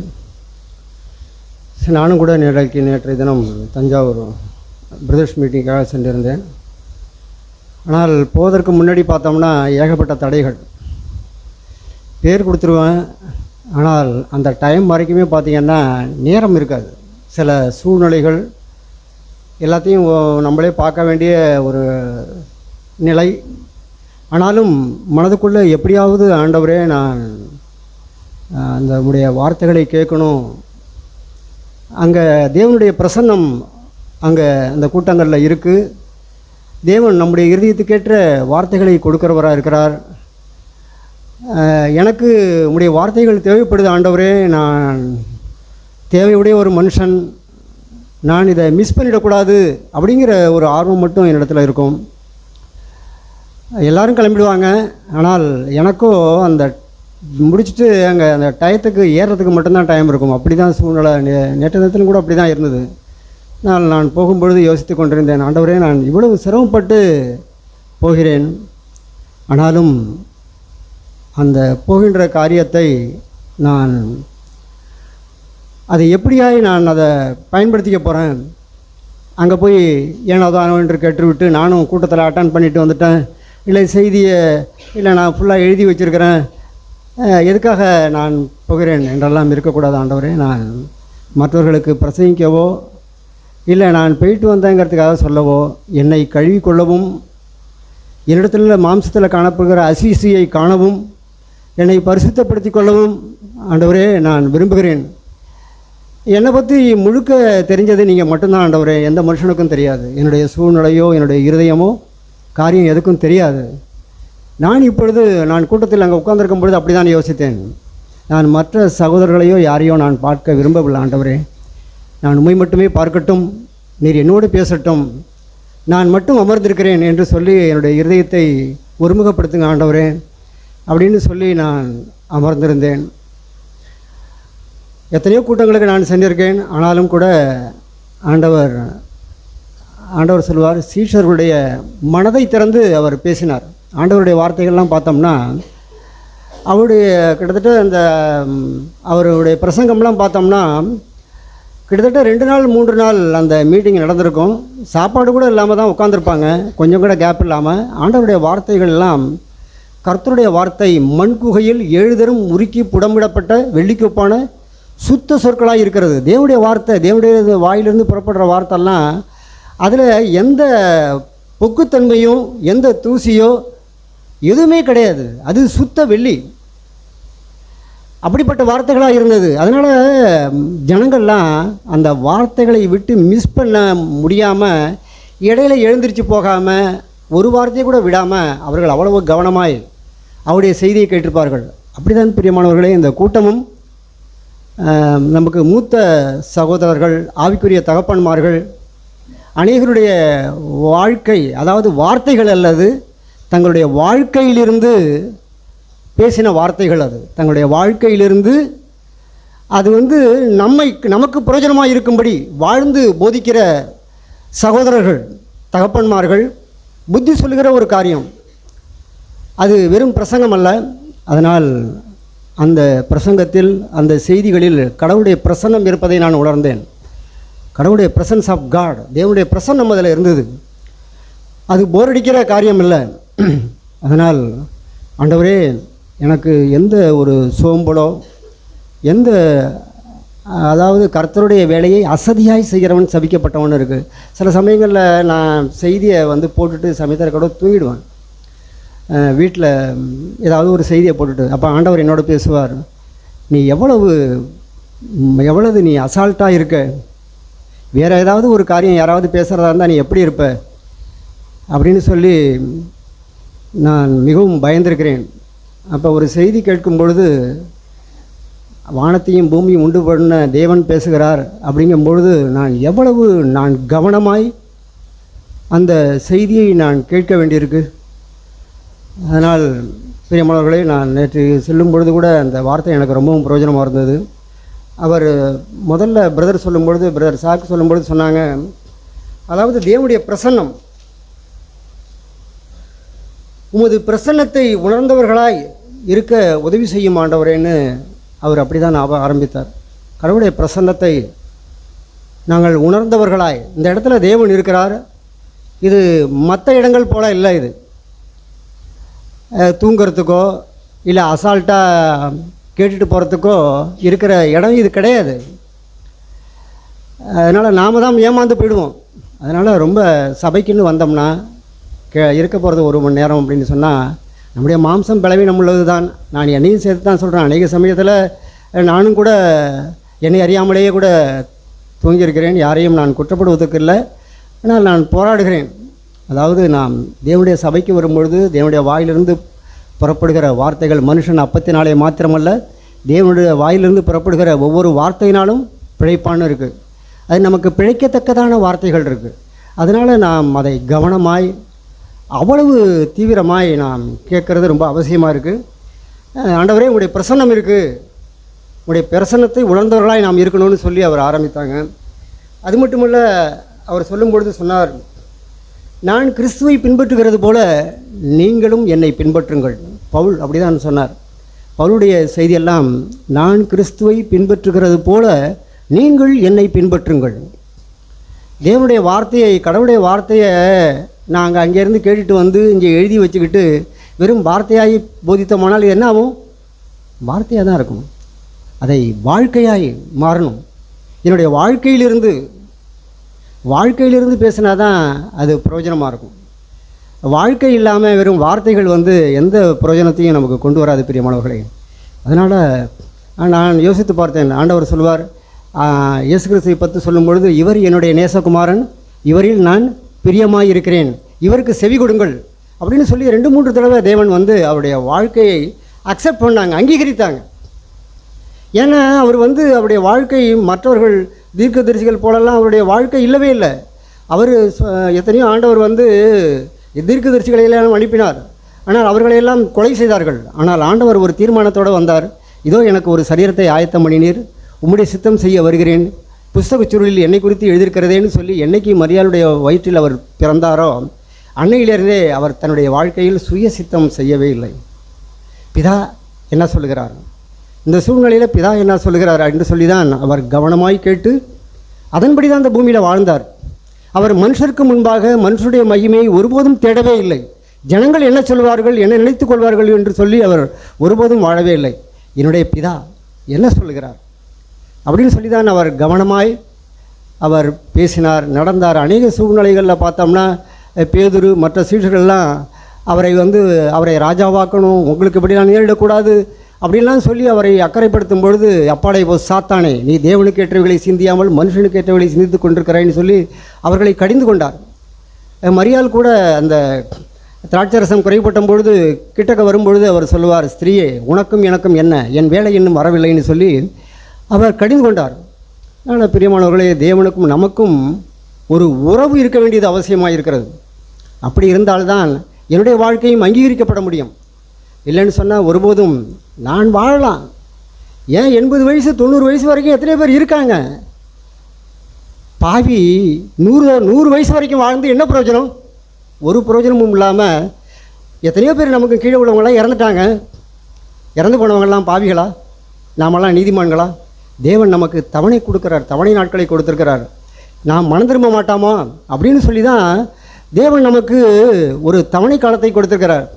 அந்த காலத்தை நாம் இன்னமும் வேஸ்டாய் ஒரு பாரம் இல்லாமல் ஆண்டவர் சொல்வார், இவ்வளவு பெரிதான பவுல் சொல்வார், இவ்வளவு பெரிதான ரட்சிப்பை குறித்து கவலையற்றிருப்போமானால் தண்டனைக்கு எப்படி தப்பித்துக் கொள்வோம்னு சொல்லி, நமக்கு ஒரு பெரிய ஆபத்து இருக்குது, தண்டனை இருக்குது அப்படின்னு சொல்லி தான் தேவன் நம்முடைய வாழ்க்கையில் நம்முடைய ஆயுள் நாட்களை கொடுத்து எத்தனையோ விபத்து விபரீதம் வியாதி இதிலே தொலைஞ்சு போகாதபடி தேவன் இன்னும் உயிரோடு வைத்திருக்கிறார். நான் எந்த மட்டும் என்னுடைய இருதயத்தை கடினப்படுத்த போகிறேன், எந்த மட்டும் நான் மாய்மாலமாய் நடிக்க போகிறேன், வாழ போகிறேன், ஜனங்களுடைய அபிப்பிராயத்தை தேட போகிறேன், அப்படி வாழ்ந்து என்னத்தை சாதிக்க போகிறேன்? ஒன்றுமே இல்லை. பிரியமானவர்களே, நானும் அப்படி தான் யோசித்தேன். சபையில் ஒரு வேஷம், வீட்டில் ஒரு வேஷம் போட்டு ஒரு பிரயோஜனமும் கிடையாது. மனுஷனுக்கு முன்பாகவோ மற்றவர்களுக்காகலாம் வாழ்ந்து பிரயோஜனம் கிடையாது. என்னுடைய வாழ்க்கை ஆண்டவர் இயேசு கிறிஸ்துவை வந்து தேவன் இவர் என்னுடைய நேசகுமாரன், இவரில் நான் பிரியமாயிருக்கிறேன்னு சொல்லி தேவன் அங்கீகரித்தார். அவர் தேவனுடைய குமாரன் என்று இருப்பதற்காக அவர் அங்கீகரிக்கவே இல்லை. அவர் நம்மை போல பாடுள்ள மனுஷனாக இருந்தும் அவர் மாம்சத்தில் வந்து மாம்சத்தில் எத்தனையோ சோதனைகள் அவரிடத்தில் நம்மை போல எல்லா விதத்திலும் சோதிக்கப்பட்டார். அப்படி இருந்தும் கூட ஒரு தடவை கூட அவர் மாம்சத்துக்கு செவிசாய்க்கவே இல்லை. அதனால் பிதா இவர் என்னுடைய நேசகுமாரன், இவரில் நான் பிரியமாயிருக்கிறேன்னு சொல்லி அவரை அங்கீகரித்தார். இப்போ நம்முடைய வாழ்க்கையிலும் நம்முடைய வாழ்க்கையை தேவன் அங்கீகரிக்கிறாரா? நம்முடைய வாழ்க்கை என்னுடைய செய்கிற காரியமெல்லாம் சரியாக தான் நான் செய்கிறேனா? அதை தேவன் சந்தோஷப்படுவாரா என்று சொல்லி நான் என்னை ஆராய்ந்து பார்த்தேன். பிரியமானவர்களை, அநேக சூழ்நிலைகளில் குளறுபடி தேவன் விரும்புகிற வாழ்க்கை கிடையாது. நான் அப்படி தான் நேற்று தினத்திலும் மீட்டிங் கிளம்புறதுக்காக வீட்டிலேருந்து மாடெல்லாம் கறந்து பால்லாம் எடுத்துக்கிட்டு வாசலுக்கு வந்தேன். எனக்கு லேட் ஆகிடுச்சு. அப்போ நான் வாசலுக்கு வந்த உடனேயே இங்கே மணவாளூர் தான் வந்தேன். வரும்பொழுது நான் எதிர்பார்த்தேன், எங்கள் வீட்டில் மஞ்சளா வந்துடுறேன், நான் இது மாதிரி மீட்டிங்கு போகிறேன், எப்போ எதுக்கு வராதான்லாம் சொல்லி யோசிச்சுக்கிட்டு இருந்தேன். டைம் ஆகிடுச்சு. நான் இங்கேருந்து கொஞ்சம் சத்தமாக கூப்பிட்டேன், என்ன பண்ணிக்கிட்டு இருக்க அப்படின்னு சொல்லி. வந்து அந்த பால் ஏனத்தை உள்ளார வச்சுட்டு உடனே கிளம்பிட்டேன். இது மாதிரி நான் போகிறேன், நாழி ஆகிட்டுன்ட்டு. அப்போ அவங்க என்ன செஞ்சாங்க, அங்கேருந்து வந்து நான் காலையிலேருந்து ராத்திரிலாம் தூங்கவே இல்லை, இப்போ துணி துவச்சிக்கிட்டு இருக்கிறேன், தண்ணி நின்று போயிடும் அப்படின்னு அவங்களுக்கு சில பிரச்சனைகள் சொல்லும் பொழுது, ஏன் இப்படி சத்தம் போடுறீங்க அப்படின்னாங்க. அதோட நான் வந்துட்டேன். ஆனால் நான் போகும்பொழுது ஆண்டவர் என்னோடு பேசினார். நான் எவ்வளவு பாடுபடுறேனோ கஷ்டப்படுறேனோ அதே போல் நம்மளை வீட்லேயும் அவங்களுக்கும் பிரச்சனை இருக்குது, நான் மட்டும் என்னையே நான் பார்ப்பானே அப்படின்னு சொல்லி ஆண்டவர் என்னோடு பேசினார். நான் துக்கப்பட்டவனாக தான் போய்கிட்டு இருந்தேன், மனசு கஷ்டத்தோடு தான் போய்கிட்டு இருந்தேன். ஆண்டவரே, நான் எவ்வளவு நமக்குள்ள கடினமான ஒரு சூழ்நிலைகள் கடந்து செல்லும் பொழுது நாம் என்ன செஞ்சிடோம்னா, நம்முடைய இது காரியங்கள் எல்லாம் மற்றவர்கள் மேலே பிரதிபலிச்சிடுறோம். அவங்க எல்லாம் மற்றவர்கள்லாம் சும்மா இருக்கிறது மாதிரி கோவப்பட்டு விடுகிறோம். இப்படி வந்து செய்வது நம்முடைய சுயத்திற்கு நாம் மறிப்பதே கிடையாது. ஒரு சுயத்திற்கு மறிக்கிற ஒரு வாழ்க்கையே கிடையாது. கடந்த வாரத்தை கூட நாம் கேட்டோம், மெய்யாகவே மெய்யாகவே நான் உங்களுக்கு சொல்கிறேன், கோதுமை மணியானது நிலத்தில் விழுந்து சாகாவிட்டால் தனித்திருக்கும், செத்ததையாகில் மிகுந்த பலனை கொடுக்கும்னு சொல்லி போன வாரம் பிரதர் பேசினாங்க. இப்போ நம்முடைய வாழ்க்கையில் ஒன்று எழும்புது. நான் சுயத்திற்கு மறிக்காத பட்சத்தில் கேட்டோம், ஒரு கோதுமை மணியிலேருந்து 30, 100 அப்படின்னு சொல்லி பலன் கொடுக்க வேண்டியது. நான் மறிக்காத காரணத்தினால அங்கே என்ன ஆகுதுன்னா, ஒரு கனி கூட ஒரு தூர் கூட முளைக்கவே இல்லை. என்னுடைய சுயம், நான் ஒன்றுமில்லாமல் நான் காணப்படாமல் போகணும், நான் ஒரு வேலைக்காரனாக இருக்கணும். ஒரு பிச்சைக்காரனை போய் அவனை போய் பிச்சைக்காரனு சொன்னால் அவன் ஒருபோதும் கோச்சிக்க மாட்டான். ஆனால் நம்முடைய ஸ்பிரிட் எப்படி இருக்குது? ஆண்டவர் சொன்னார், அவர் வந்து சிலுவையின் மரணபடிதம் கீழ்ப்படிந்தவராக தம்மை தாமே தாழ்த்தினார், அடிமையின் ரூபம் எடுத்தார். அப்படிப்பட்ட ஆவி கிறிஸ்துவை, நான் கிறிஸ்துவை பின்பற்றுகிறது போல நீங்கள் என்னை பின்பற்றுங்கள்னு பவுல் சொன்னார். நான் அப்படிப்பட்ட ஆவி உடையவனாக இருந்தேன்னு சொன்னால் நான் என்னுடைய வாழ்க்கையில் மனத்தாங்கல் அடையவே மாட்டேன். என்னுடைய வேலை என்னுடைய குடும்பத்தில் ஒரு வேலைக்காரனாக இருப்பது, அவ்வளவுதான். எந்த பதிலையும் பலனையும் நான் எதிர்பார்க்கவே மாட்டேன். இப்படி தான் பிரியமானவர்களே நம்முடைய வாழ்க்கையில் அவர் வந்து நாம் கேட்டோம், ஏராளமான வார்த்தைகளை நாம் கேட்டிருக்கிறோம். பிரதர் பேசுகிறாங்க யோபுவை குறித்து, இன்னும் 2 எஜமான்களுக்கு ஊழியம் செய்யக்கூடாது என்று சொல்லி பேசுகிறதா இருந்தால் நிறைய காரியங்கள் இருக்குது. நான் இன்னும் செய்தியவே ஆரம்பிக்கவே இல்லை, சொல்கிறேன். அதாவது நம்முடைய வாழ்க்கையில் அன்றாட ஜீவியத்தில் நம்முடைய வாழ்க்கை, அதாவது வெறும் பேசுவது மட்டுமல்ல, நம்முடைய நடைமுறை வாழ்க்கையில் நாம் வந்து நம்முடைய வாழ்க்கை தான் பேசணும். வாழ்க்கை பேசாமல் ஒருத்தவங்களுக்கு புத்தி சொல்லி ஒரு பிரயோஜனமும் இல்லை. பிரியமானவர்களே, நான் இப்படிப்பட்ட ஆவியோடு போகும்பொழுது என்னை கடந்து வந்த வார்த்தை எனக்கு ரொம்பவும் பிரயோஜனமாக இருந்தது. அதாவது யோபு 31:1 நாம் கேட்டோம். நான் அதை மறுபடியும் பார்க்கும்படி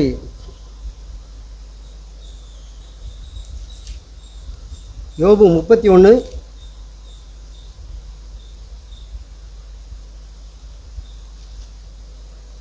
வாசிக்கலாம். 1வது வசனம். என் கண்களோடே உடன்படிக்கை பண்ணின நான் ஒரு கன்னிகையின் மேல் நினைப்பாயிருப்பது எப்படி? அப்பொழுது உன்னதங்களிலிருந்து தேவன் அளிக்கும் பங்கும் உன்னதத்திலிருந்து சர்வ வல்லவர் கொடுக்கும் சுதந்திரமும் கிடைக்குமோ? போதும்.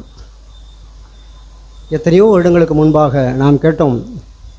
அதாவது மோசே வாழ்ந்த காலத்திற்கு முன்பாக 500 வருடங்களுக்கு முன்பாக வாழ்ந்த அந்த தேவனுடைய மனுஷன் யோபு, அதாவது மோசேக்கும் வாழ்ந்த ஒரு மனுஷன். அவர் சொல்லுகிறார், எந்த புஸ்தகமும் எந்த ஒரு வேத வார்த்தையும் கிடையாது, எந்த ஒரு காரியமும் அவர் கிடையாது. அவர் சொல்கிறார், என் கண்களோட உடன்படிக்கை பண்ணின நான் ஒரு கன்னிகையின் மேல் நினைப்பாய் இருப்பது எப்படி? அப்பொழுது உன்னதங்களிலிருந்து தேவன் அளிக்கும் பங்கும் உன்னதத்திலிருந்து சர்வ வல்லவர் கொடுக்கும் சுதந்திரம் கிடைக்குமோ? இதெல்லாம் யாருக்கு தெரியும்? நான் வெளியரங்கமாக எந்த பாவமும் செய்யலை. ஆனால் என்னுடைய அந்தரங்க வாழ்க்கையில், யாரும் பார்க்காத என்னுடைய அந்தரங்க வாழ்க்கையில் என்னுடைய இருதயம், என்னுடைய சிந்தை எப்படி இருக்குது? அவர் சொல்கிறார், என் கண்களோட உடன்படிக்கை பண்ணின நான் ஒரு கன்னிகையின் மேல் நினைப்பாயிருப்பது எப்படி? இதெல்லாம் நாம் அநேக சூழ்நிலைகளில் நம்முடைய சிந்தை வாழ்க்கையில் நாம் நம்மை ஆராய வேண்டிய ஒரு காரியம் பிரியமானவர்களே. அது மட்டுமல்ல, அவர் சொல்கிறார் 9வது வசனத்தில் நாம் கேட்டோம்ல, என் மனம் யாதொரு ஸ்திரீயின் மேல் மயங்கி அயலானுடைய வாசலை நான் எட்டி பார்த்தது உண்டானால் அப்பொழுது என் மனைவி வேறொருவனுக்கு மாவரைப்பாளாக, வேற்று மனிதர் அவள் மேல் சாய்வார்களாக.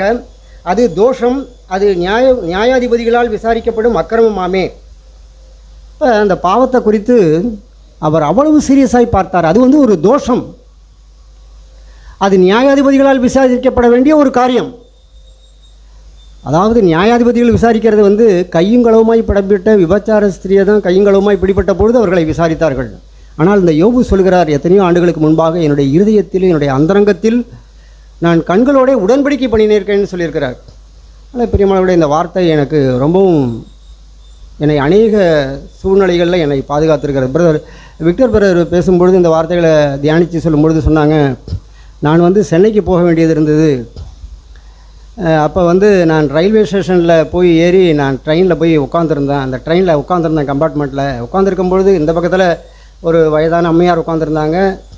எனக்கும் பக்கத்தில் ஒரு 24-25 வயது ஒரு ஸ்திரீ உட்காந்துருந்தாங்க. அப்பொழுது நான் ஏறின உடனேயே ஆண்டவர் என்னோடு இந்த வார்த்தையின் மூலமாக தான் பேசினார். யோபு 31 கொண்டு தான் எனக்கு ஞாபகத்துக்கு வந்தது. நீ இப்போ எந்த பக்கமும் பார்க்கக்கூடாது, நீ போய் இறங்குறது வரைக்கும் நீ ஜாக்கிரதையாக இருந்துக்க அப்படின்னு சொல்லி என்னை எச்சரித்தார். சரி ஆண்டவரேன்னு சொல்லி, நான் முகத்தை பார்க்கக்கூடாது அப்படின்னு சொல்லி. ஆவியானவர் நம்முடைய ஒவ்வொரு சூழ்நிலையிலும் ஆண்டவர் சொல்வார், நீ வலதுபுறம் சாயும் பொழுதும் இடதுபுறம் சாயும் பொழுதும் நீ செல்லக்கூடிய வழி இதுவே, இதிலே நடவுங்கள் என்று உங்களுக்கு பின்னாலிருந்து ஒரு சத்தம் உண்டாகும்னு இருக்குது. அந்த சத்தம் என்ன? பரிசுத்த ஆவியானவர். உங்களுக்கு ஒருவனும் போதிக்க வேண்டியதில்லை இருக்குது. நான் எப்படி வாழணும், என்ன செய்யணும், இந்த சூழ்நிலையில் எப்படி நடந்துக்கிறோம்னா நமக்கு பரிசுத்த ஆவியானவர் கொடுக்கப்பட்டிருக்கிறார். அந்த பரிசுத்த ஆவியானவர் ஜென்டில்மேன். அவரை நான் துக்கப்படுத்திட்டேன்னு சொன்னால், அவர் சொல்லும் பொழுது அவருடைய வார்த்தையை நான் கேட்காம என்னுடைய இருதயத்தை கடினப்படுத்தி நான் அவரை அலட்சியப்படுத்திட்டேன்னு சொன்னால், அவர் நம்மிடத்தில் இருக்க மாட்டார். அவர் நம்மை விட்டு கடந்து போய்விடுவார், அவ்வளோதான். அப்போ நாம் திசை கெட்டு போயிடுவோம், என்ன செய்கிறதுன்னு தெரியாது. பார்த்தோம்னா ஒரு சில நேரங்களில் சவுல் தான் எனக்கு அடிக்கடி ஞாபகம் வரும். சவுல் நன்றாக தான் தன்னுடைய வாழ்க்கையை ஆரம்பித்தார். அவர் தளவாடங்களுக்குள்ளே ஒளிந்து கொண்டிருந்த மனுஷன்தான். அவரை பார்த்து வேதம் சொல்லும் பொழுது, நீர் சிறியவனாக இருக்கும் பொழுதல்லவோ தேவன் உன்னை ராஜாவாக தெரிந்து கொண்டார், இப்பொழுதோ தன்னுடைய பார்வைக்கு அவர் பெரியவராக போயிட்டார். அப்போ தேவனுடைய வார்த்தைக்கு அவர் செவிசாய்க்கலை, கீழ்ப்படியலை. அது மட்டும் இல்லை, அவர் சவுல் கொன்றது 1000, தாவீது கொன்றது 10000 என்று ஜனங்கள் முறை வைத்து பாடும் பொழுது அவன் தாவீதை காரமுகமாய் பார்த்தான். அவன் மேல் பொறாமை உண்டாயிற்று. அப்பொழுது சவுலை விட்டு தேவனுடைய ஆவி நீங்கினார்னு இருக்கு. தேவனுடைய ஆவி நீங்கின உடனேயே தன்னிடம் பொல்லாத 7 ஆவிகள் அவனோடு கூட இருந்தது. பொல்லாத ஆவி அவனிடத்தில் வந்துட்டுது. கர்த்தர் அவனோடு இல்லை. அதனால் அவனுடைய சூழ்நிலைகளை பின் நாட்கள்லாம் பார்த்தோம்னா அவன் தேவனை தேடுவதை பார்க்கிலும் மனுஷனுடைய அபிப்பிராயத்தையும் மனுஷனுடைய மகிமையும் ஜனங்கள் என்ன சொல்வார்கள் என்பதிலே அவன் குறியாய் போய்விட்டான். சாமுவேலை பார்த்து ஆண்டவர் சொல்வார், நான் புறக்கணித்து தள்ளின சவுலுக்காக நீ எந்த மட்டும் துக்கிப்பாயும்பார். பிரியமானவர்களே, நம்முடைய வாழ்க்கையிலும் ஒன்று நம்மளை தேவன் ஆளணும், இல்லைன்னா நம்மளை யார் ஆளணும்? பிசாசை தான் ஆளணும். பிசாசு ஆள்றது நமக்கு நல்லதா? நம்முடைய வாழ்க்கை இருண்டு போகிறது தேவ சித்தமா? நாளைக்கு நம்முடைய வாழ்க்கை சுமூகமாக நடக்கணும்னு நம்ம எதிர்பார்ப்போமா? இல்லை, என்ன நடக்குமோ எனக்கு தெரியாது, அடுத்த என்ன சம்பவிக்க போகுதுன்னு எனக்கு தெரியாது. அப்போ நம்முடைய வாழ்க்கையை முன்னறிந்த தேவன், முன்குறித்த தேவன், அதாவது ஆண்டவர் சொல்வார், முன் தீர்மானிக்கப்பட்டபடியே மனுஷகுமாரன் போகிறார். ஆனாலும் எந்த மனுஷன் காட்டி கொடுக்குறானோ அவனுக்கு ஐயோன்னு இருக்குது. ஆனால் ஆண்டவருடைய வாழ்க்கையில் தேவன் எப்பொழுதே அவர் அவருடைய காலச்சக்கரத்தை, அவருடைய வாழ்க்கையை அவர் எங்கே ஆரம்பிக்கணும் எப்படி முடிக்கணுங்கிறத ஒரு இது வச்சுட்டார். அதன்படி தான் ஆண்டவருடைய வாழ்க்கையில் எல்லாம் சம்பவித்தது. யூதாஸ் காட்டி கொடுத்தது, முத்தம் செய்தது எல்லாமே அவருடைய வாழ்க்கையில் சில தேவனுடைய தீர்மானங்கள். அதே போல் தான் நம்முடைய வாழ்க்கையிலும் தேவன் நான் எங்கே பிறக்கணும், அப்போஸ்தலர்களை பார்த்தோம்னா நான் எங்கே பிறக்கணும், எங்கே வாழணும், நம்முடைய வாழ்க்கையினுடைய காரியங்களெல்லாம் அவர் திட்டம் போட்டு வைத்திருக்கிறார். பிரியமானவர்களே, நம்முடைய வாழ்க்கையில் தேவனுடைய கரத்தில் தேவனுடைய சத்தத்துக்கு செவிசாய்த்து நாம் வாழ்வோமானால், தேவனுடைய வார்த்தை சொல்கிறது, நீதிமானுடைய பாதை நடுப்பகல் வரைக்கும் அதிகமாய் பிரகாசிக்கும் சூரிய வெளிச்சத்தை போல் இருக்கும். நம்முடைய வாழ்க்கையில் இருளே இருக்காது, பிரகாசமாக இருக்கும். தேவன் நம்மோடு இருந்தார். இல்லைன்னா நம்முடைய வாழ்க்கை எப்படி இருக்கும்? நாளுக்கு நாள் அப்படியே சவுளுடைய வாழ்க்கை அப்படி தான் இருந்தது. இருண்டு போச்சு அவனுடைய வாழ்க்கை. நன்றாய் தன்னுடைய வாழ்க்கையை ஆரம்பித்து அவனுடைய வாழ்க்கை ரொம்ப மோசமான நிலைமைகள் முடித்தான். பெரியமானவர்களே, நம்முடைய வாழ்க்கையிலும் நம்முடைய வாழ்க்கை அங்கீகரிக்கப்படுகிறதா? நம்முடைய வீட்டார் நம்மளை அங்கீகரிக்கிறாங்களா? நான் சுயத்திற்கு மறிக்கிறேனா? என்னுடைய வாழ்க்கை, ஆண்டவர் சொல்லுவார், இந்த ஜனங்களை உண்டாக்குனதற்காக கர்த்தர் மனஸ்தாபப்பட்டார்னு இருக்குது. அவர் அவருடைய இருதயத்துக்கு விசனமாக இருந்ததுன்னு இருக்குது. நான் மற்றவர்களுக்கு நான் விசனம் உண்டாக்குகிற விதமாய் நான் நடந்து கொண்டிருக்கிறேனா? என்னுடைய பிள்ளைகளுக்கு, என்னுடைய பெற்றோருக்கு, என்னுடைய புருஷனுக்கு, என்னுடைய மனைவிக்கு, என்னுடைய அண்டை வீட்டாருக்கு என்னுடைய வாழ்க்கை வாசனை வீசுதா? இல்லை என்னுடைய வாழ்க்கை நாற்றம் எடுத்த ஒரு வாழ்க்கையை வாழ்கிறோனா? நம்ம ஆராய்ந்து பார்ப்போம். பிரியமானவர்களே, இன்னும் நமக்கு தேவன் தவணை நாட்களை கொடுத்துருக்கிறார். அதனால் ஏதோ பைபிளில் இருக்குது, யோபு 31:1 பிரதர் தான் பேசுகிறாங்க, அவங்க மட்டும்தான் அப்படி வாழ்ந்தாங்கங்கிறது இல்லை. நாம் ஒவ்வொருவருக்குமே அந்த வார்த்தை, அவங்க நமக்கு முன்மாதிரியாக சில வார்த்தைகளை, நான் இப்படி சோதிக்கப்பட்டேன், இப்படி ஆண்டவர் என்னோடு பேசினார், அதனால் நம்மளும் ஒரு மாம்சத்தில் இருக்கோம், நமக்கும் சில சோதனைகள்லாம் இருக்குது, நம்முடைய ஆவியை நான் பாதுகாத்து கொள்ள வேண்டியதாக இருக்குது அப்படின்னு சொல்லி தான் அவங்க முன்னோடியாய் நமக்கு அந்த வார்த்தைகளை அவர்கள் பகிர்ந்து கொள்கிறார்கள். நம்முடைய அனுதின வாழ்க்கையில் அப்படிப்பட்ட தெய்வ பயத்தோடு நாம் வாழ்வோமானால் கண்டிப்பாக தேவன் நம்மோடு இருப்பார். இன்னொரு வார்த்தையை நான் உங்களோடு பகிர்ந்து கொள்ளலாம் என்று விரும்புகிறேன். அதாவது மத்தேயு எழுதின சுவிசேஷம் 5ஆம் அதிகாரம் 21.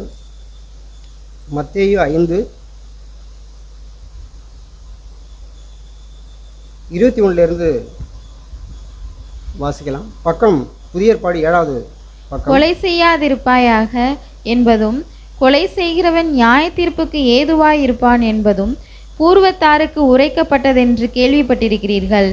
நான் உங்களுக்கு சொல்லுகிறேன், தன் சகோதரனை நியாயமில்லாமல் கோபித்துக் கொள்பவன் நியாய தீர்ப்புக்கு ஏதுவாயிருப்பான். தன் சகோதரனை வீண் என்று சொல்லுகிறவன் ஆலோசனை சங்க தீர்ப்புக்கு ஏதுவாயிருப்பான். மூடனே என்று சொல்லுகிறவன் எரி நரக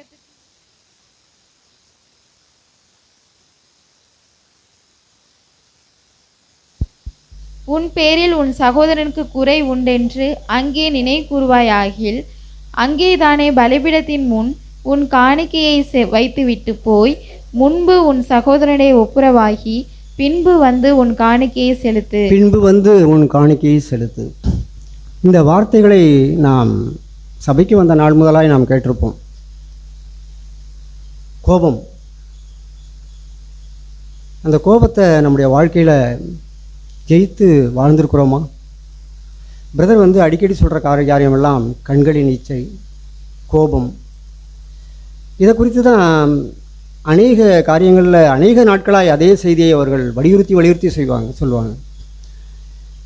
இப்போ மற்ற சபைகள்லாம் பார்த்தோம்னா, அதாவது ஆசீர்வாதமான காரியங்களை குறித்து தான், செழிப்பின் உபதேசத்தை தான் கேட்க முடியும் மற்ற சபைகள்லாம். கடவுள் உங்களை அப்படி ஆசீர்வதிப்பார், இப்படி ஆசீர்வதிப்பார்னு. ஆனால் நம்முடைய சிஎஃப்சியில் தான் ஒரு நல்ல வார்த்தைகள் நம்முடைய வாழ்க்கைக்கு. ஒரு கோபப்படாத ஒரு குடும்பம், ஒரு புருஷன், ஒரு மனைவி இருந்தால் எப்படி இருக்கும் அந்த வாழ்க்கை? அந்த வீட்டில் எவ்வளவு பரலோகமாக இருக்கும்? சண்டை போடாமல் இருக்கிற வீட்டில் இருக்கிற பிள்ளைகள் எப்படி சந்தோஷமாக இருப்பாங்க?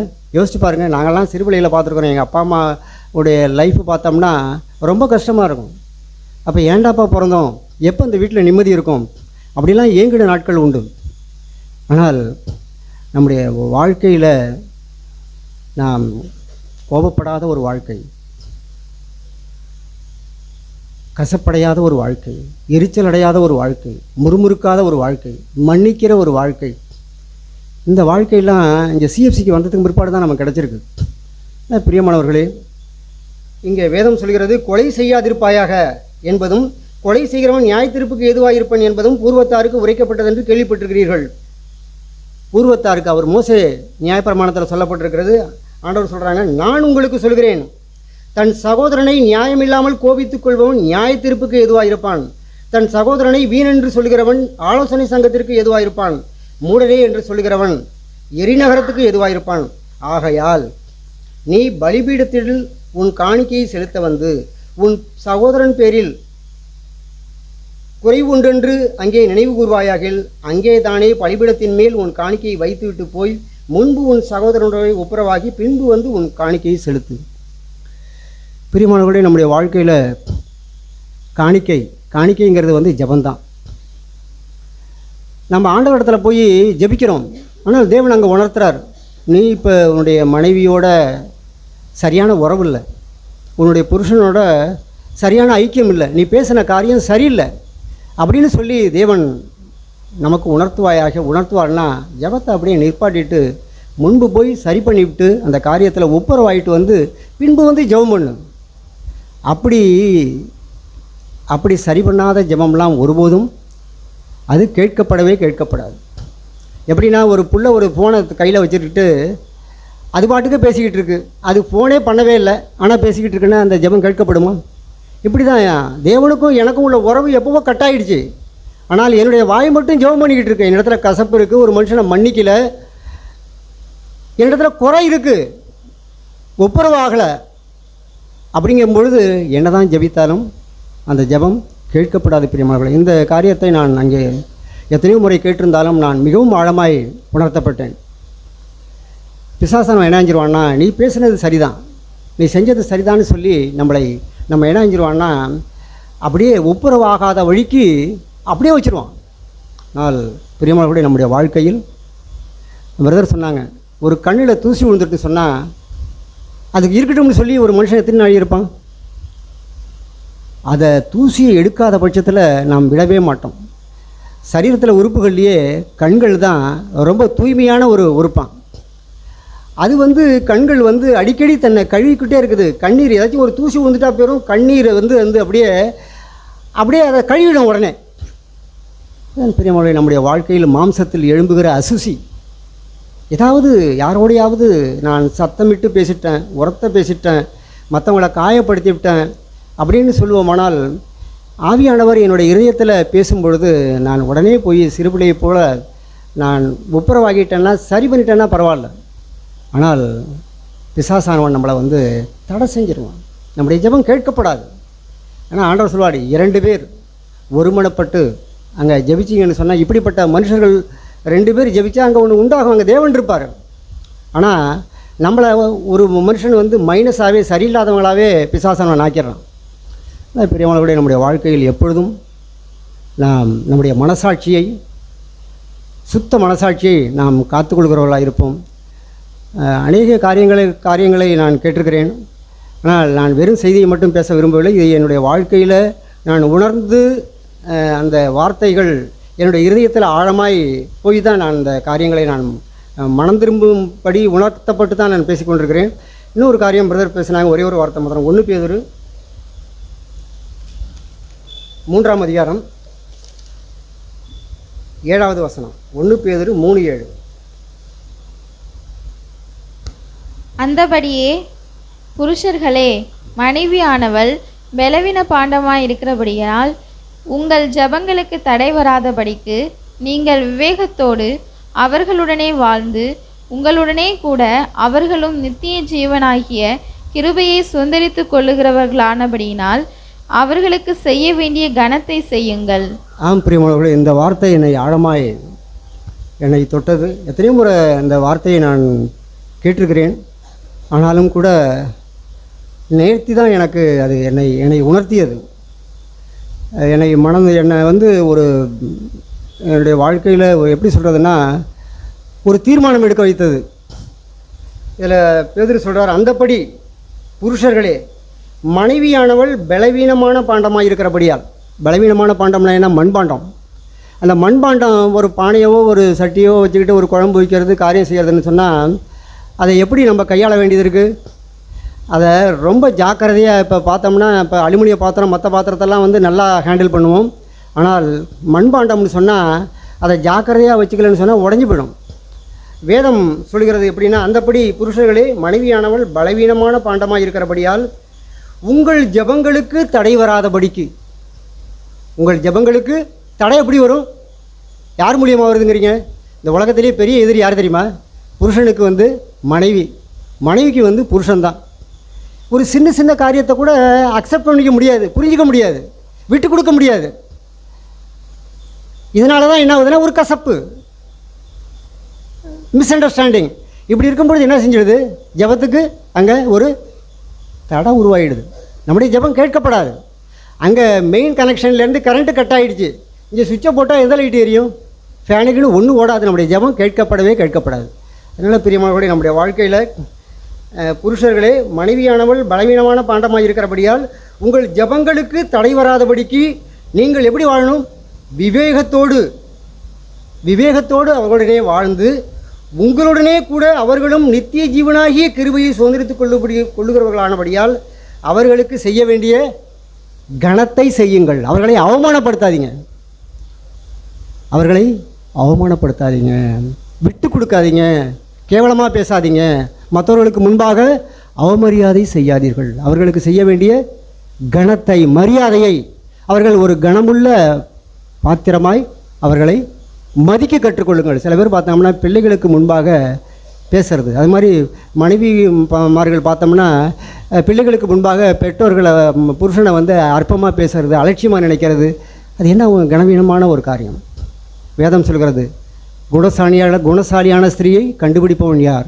அவளுடைய விலை முத்துக்களை பார்க்கிலும் உயர்ந்ததுன்னு இருக்குது. அவள் தன் புருஷனுக்கு கிரீடமாக இருக்கிறாள்னு இருக்குது.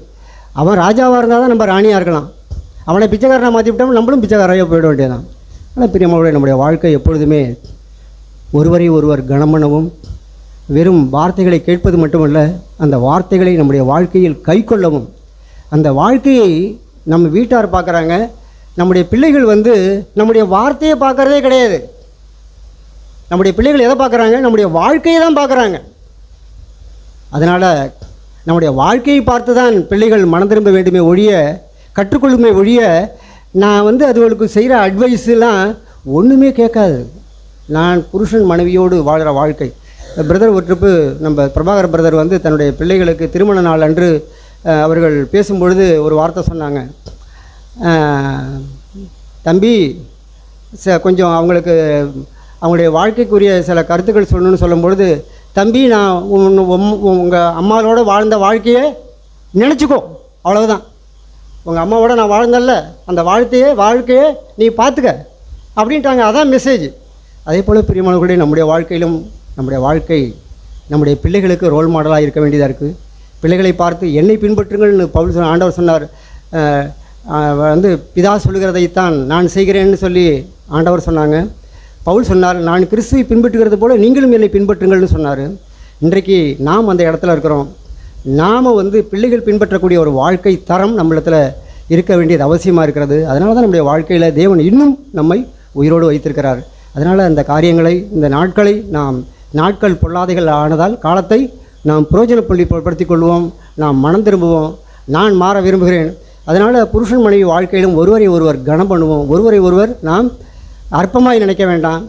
அவர்களுக்கு செய்ய வேண்டிய கனத்தை செய்வோம் என்று சொல்லி தேவன் நம்ம ஒவ்வொருவருக்கும் அப்படிப்பட்ட வாழ்க்கை வாழ்வதற்கு உதவி செய்வாராக. நான் டயத்தை அதிகமாக எடுத்துட்டேன். தயவுசெய்து நேரத்தை பிரதர் எடுத்துக்கொள்வாங்க.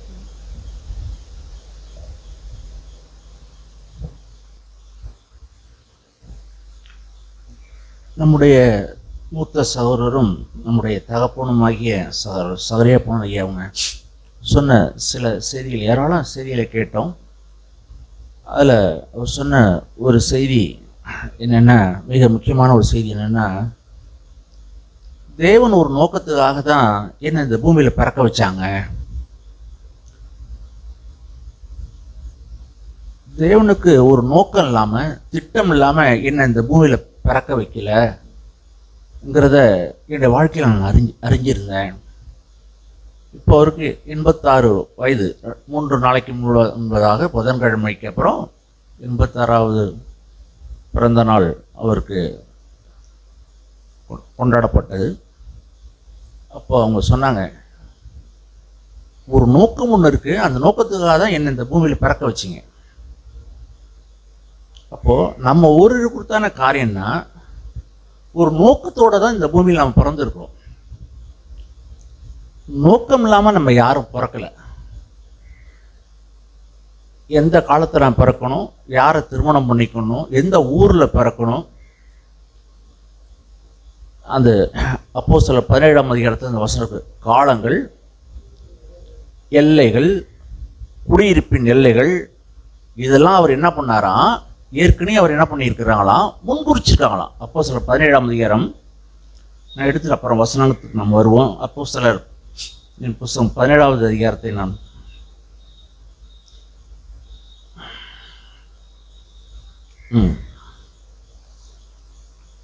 அப்போஸ்தலர் 17வது அதிகாரம் 26வது வசனம், 17, 26 வாசிங்க. மனுஷ ஜாதியான சகல ஜனங்களையும் அவர் ஒரே இரத்தத்தினாலே தோன்ற பண்ணி பூமியின் மீதெங்கும் குடியிருக்க செய்து முன் தீர்மானிக்கப்பட்ட காலங்களையும் அவர்கள் குடியிருப்பின் எல்லைகளையும் குறித்திருக்கிறார். 27 வாசிங்க. கர்த்தராகிய தம்மை அவர்கள் தடவியாகிலும் கண்டுபிடிக்கத்தக்கதாக தம்மை தேடும்படிக்கு அப்படி செய்தார். அவர் நம்மில் ஒருவருக்கும் தூரமானவர் அல்லவே. முன் தீர்மானிக்கப்பட்ட காலம் எப்போன்னா, இந்த பூமியும் வானமும் இந்த அண்ட சராசரமும் உருவாவதற்கு முன்னாடியே தேவனுடைய மனதில் நீங்களும் நானும் இருக்கிறோம். அதில் சகரியப்பனும் பிரதரும் அதில் இருக்காங்க. அதை அவங்க கண்டுபிடிச்சிட்டாங்க. ஆனால் நம்மில் யாரும் அதை இன்னும் கண்டுபிடிக்கல. நான் ஏன் பிறந்தேன் அங்கிற கேள்விதான் கேட்டுட்டு இருக்கோம், தவிர நோக்கத்தோடு தான் பிறந்திருக்கோங்கிறது அர்த்தம் நமக்கு தெரியல. ஏதோ பிறந்திருக்கோம், இன்னார கல்யாணம் பண்ணிட்டோம், இன்னதை பெற்றோம், இன்னதை இப்படி இருந்தோம் சொல்லி என்ன சொன்னாக்கா, ஒரு லக்கும் நோக்கமும் லட்சியம் இல்லாமல் வாழ்கிறோம். ஆனால் அவங்க உன்னை கண்டுபிடிச்சாங்க, ஒரு நோக்கத்தோட ஒரு லக்கோட தான் தேவன் என்னை இந்த உலகத்தில் பிறக்க வச்சிங்க. எத்தனையோ விபத்து, எத்தனையோ ஆபத்து, வியாதி இதெல்லாம் வந்தது. ஏன் இது வரைக்கும் என்னை தப்பிச்சு வச்சிங்க? நான் நல்லவங்கிறதுக்காக இல்லை. அவங்க சொன்னாங்க, நான் நன்றி, எனக்காக கல்வாரி சிலுவையிலே என் குருநாதர் மரித்ததை நான் நன்றி என்று இன்னும் எழுதிக்கிட்டே இருக்கிறேன். நான் தான் எழுதியிருக்கிறேன். அதில் இன்னும் 3-4 எழுத்து இருக்கு. நன்றின்னு இன்னும் முடிக்கல. அதை முடிக்கிற வரைக்கும் ஆண்டவர் எனக்கு என்ன பண்ணியிருக்காருன்னா, இன்னும் ஜீவனை வச்சிருக்கிறேங்க. முடிக்கல. எதை? நன்றின்னு நான் இன்னும் முடிக்கல. கல்வாரி சிலுவையிலே எனக்காக அவர் காரித்துப்பட்டதையும் சரீரம் கிழிக்கப்பட்டதும் இன்னும் நான் அதை முடிக்கல. நன்றின்னு நான் சொல்லலை. நான் எழுதியிருக்கிறேன், எழுதியிருக்கிறேன், அதில் இன்றி இன்னுங்கிற காரியத்துக்கு இன்னும் வரல. அதுதான் சொன்னேன். அதுக்காக தான் இன்னும் என்னை சாகாமல் வச்சுருக்கீங்க. நான் நல்லவனுங்கிறதுக்காக இல்லை. நான் நன்றி சொல்லலை, இன்னும் என் வாழ்க்கையில் நான் முடிக்கல. அருமையான தேவனுடைய பிள்ளைகளே, நான் உங்கள் ஒவ்வொருக்கும் சொல்லுற காரியம்னா, நீங்கள் ஏனோதானலாம் இந்த உலகத்தில் பிறந்தீங்களான்னு நினைக்க வேண்டாம். எனக்கு தெரியும் ஆண்டவர் ஒரு நோக்கத்தோடு தான் என்ன இந்த பூமியில் பிறக்க வச்சாங்கிறது எனக்கு நல்லாவே தெரியும். இல்லாட்டா எங்கள் அம்மா வயிற்றுல 3 மாதம் 4 மாதம் கர்ப்பிணியாக இருக்கும்போது எங்கள் அம்மாவோட நானும் ஆற்றுல போயிருப்பேன். திருமலராஜன் ஆற்றுல எங்கள் அம்மா அக்கறைக்கு எதுக்கோ போயிருக்கிறாங்க, நடவுக்கு களை எடுக்க எதுக்கோ போயிருக்கிறாங்க. எங்கள் அம்மா அது பாட்டு ஆற்றுல போயிடுச்சு. அதில் கரையில் இருந்தவர் ஒருத்தர் ஓடி போய் பார்த்து பிடிச்சி இழுத்து வந்துட்டார். அப்போது நான் வயிற்றுல இருக்கும்போதே தேவனுடைய மனதில் ஒரு திட்டம் இருந்தது. இயேசுவை குறித்தும் மரியாளோட வயிற்றில் கர்ப்பவதியாக இருக்கும்போது அங்கே பரலோக பிதாவுக்கு ஒரு திட்டம் இருந்தது. இவர் உலக ரட்சகராய் உலகத்துக்காக மரிக்க போகிறார் சொல்லி. ஆனால் அந்த மாதிரி நாட்களில் பிசாசானவன் யோசேப்பு கிட்ட சொல்கிறான், அதுக்கு அந்த அப்படி கர்ப்பத்திலே வேண்டாம் தள்ளி விட்டுருன்னு சொல்கிறான் அவரோட புருஷன்ட்ட. அப்புறம் 2 வயசு குழந்தையாக இருக்கும்போது காரியம் நடக்கிற அங்கே இருக்கிற எரோதின் மூலியமாய் அந்த 2 வயது குழந்தையாக இருக்கும்போது கொல்லுவதற்கு அங்கே காரியம் நடக்குது. இந்த இயேசுவை அழிப்பதற்கு எத்தனையோ காரியங்கள் நடக்குது. ஆனால் தேவனுடைய திட்டம் நிறைவேறினது. அதுதான் நான் உங்களுக்கு சொல்ல விரும்புகிறேன். ஏன் உங்களை நீங்கள் என்னையும் ஆண்டவர் உயிரோடு வச்சிருக்கிறாரு? இன்னும் தேவனுடைய திட்டம் நம்முடைய வாழ்க்கையில இன்னும் நிறைவேறணும். ஏதோ இந்த பூமிக்குரியதை தின்னுட்டு பூமிக்குரிய வாழ்க்கையை வாழ்ந்துட்டு போறதுக்கா? இல்லை. இயேசு வாழ்ந்தது போல ஒரு வாழ்க்கை இந்த பூமியில நீங்களும் நானும் வாழணும். ஏதோ மறிச்சா பரலோகத்துக்கு போகணும்னா அப்படி இல்லை. ஆனா இயேசுவை போல இந்த பூமியிலே இயேசு அவர் நடந்தது போல நான் நடக்கணும். இதுக்கு தான் நம்மளை இளைய சகோதரியாய் தேவன் தெரிந்து கொண்டிருக்கிறாங்க. மறந்து போக கூட. அனைத்து பேரை கேட்டா ஏன் நீங்க வாழ்றீங்கன்னு கேட்டா நான் பரலோகம் போகணும்பாங்க. நீ இயேசுவை போல வாழணும், எனக்கு சாட்சிகளா இருக்கணும். இயேசுடைய தங்கையா இயேசுடைய தம்பியா இந்த பூமியிலே நான் வாழணும். அதுக்கு தான் இந்த பூமியில இயேசு சிலுவையில மரித்தாங்க. அதை மறந்து போட நீங்கள் நானும். அனைத்து கிறிஸ்தவர்களுக்கு தெரியாது பரலோகம் கொண்டு போகணுங்கிறதுக்காக. இந்த உலகத்துல இயேசுக்கா நீ வாழாம பரலோகத்துக்கு போய் என்னப்பா பிரயோஜனம்? இங்கே குடிச்சு வெறிச்சு சண்டை போட்டு என்ன அவமதிச்சு பொருளாசக்காரனாய் விபச்சாரக்காரனாய் இந்த நாக்கு அடக்காம இந்த கண்ணு அடக்காம இந்த பூமியில தான் விருப்பத்தின்படி வாழ்ந்துட்டு மறுச்சா பரலோகத்துக்கு போகுமா? பரலோகம் திறந்து கிடக்குதா? இந்த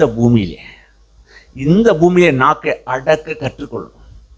இந்த பூமியிலே கண்களை மூட கற்றுக்கொள்ளணும். ஏன்னா இந்த முழு உலகமும் பொல்லாங்கனுக்குள் கிடக்கிறது. இந்த முழு உலகமும் தீமையால் நிரம்பி இருக்கிறது. தேவனுடைய கிருபையால் மாத்திரம் தான் நம்ம காக்கப்பட முடியும். இயேசு இந்த பூமியில தேவனுடைய கிருபையினால் காக்கப்பட்டார். எத்தனையோ ஆபத்து அபரீதங்கள் எத்தனையோ ஒரு வாழ்க்கையை சந்தித்தது.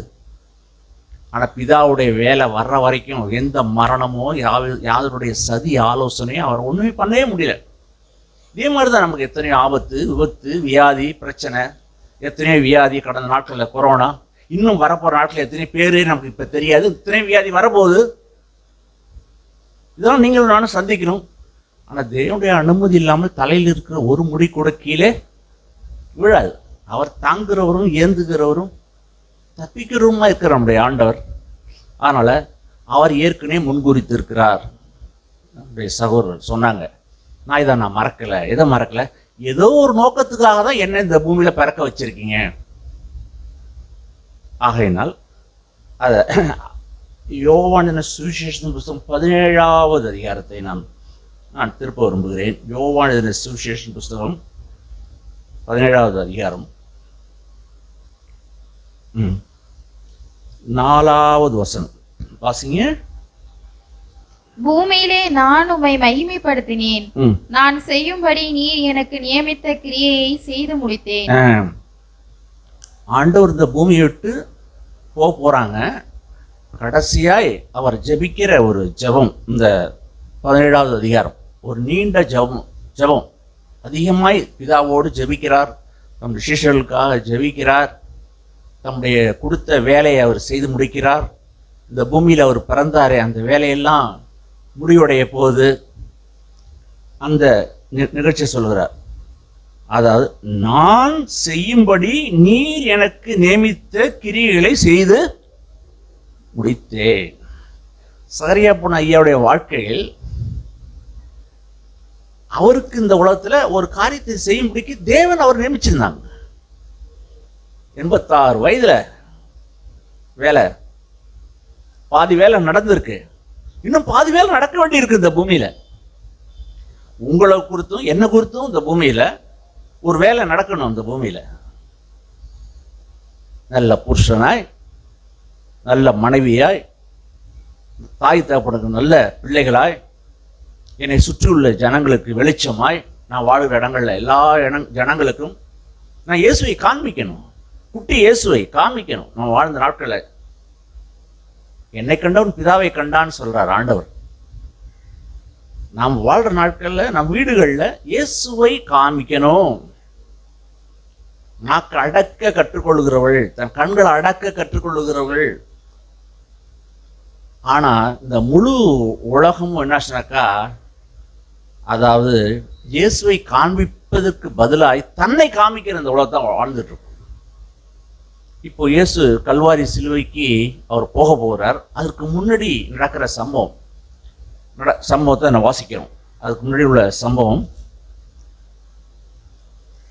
13ஆம் அதிகாரம், அதே பக்கத்தில் திருப்பிக்கும் 13ஆம் அதிகாரம் 13வது அதிகாரம். அங்க கடைசியா இந்த பூமி விட்டு போற நாட்கள் பஸ்கா பண்டிகையை அவங்க அனுசரிக்கிறாங்க. இப்போ எல்லாற்றையும் பிதா தம்முடைய கையில ஒப்பு கொடுத்தாங்க. அவர் இந்த பூமியை விட்டு பரலோக பிதாவிடத்துல போறாங்க. இப்போ அந்த மாதிரி சூழ்நிலை அவங்க என்ன பண்றாங்க அவர் பார்க்குறோம்னாக்கா, 13ஆம் அதிகாரம் 3ஆம் வசனம் 4ஆம் வசனம் வாசிங்க.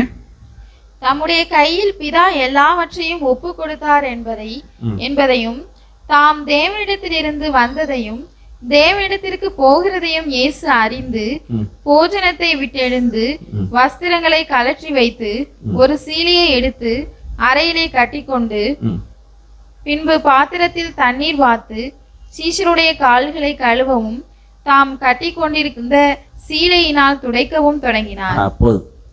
இயேசு கடைசியா இந்த உலகத்தோடு போகிற போது அவர் செய்யற ஒரு வேலை என்னன்னா, அந்த சீஷருடைய கால்களை கழுவக்கூடிய அந்த கால், அவருடைய கால் அழுக்கா இருக்கு.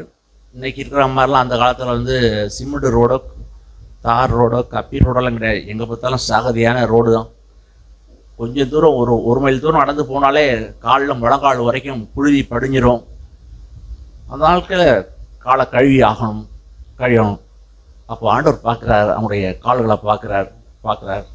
தூசு படிஞ்சிருக்கு, புழுதி படிஞ்சிருக்கு. அவர் கழுவுறார், துடைக்கிறார்.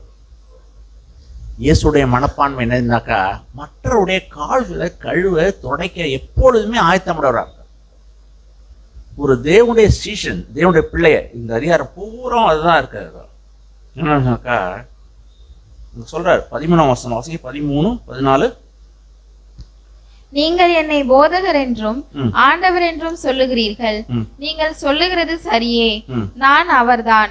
ஆண்டவரும் போதகரும் ஆகிய நானே உங்கள் கால்களை கழுவினதுண்டானால் நீங்களும் ஒருவருடைய கால்களை ஒருவர் கழுவ கடவீர்கள்.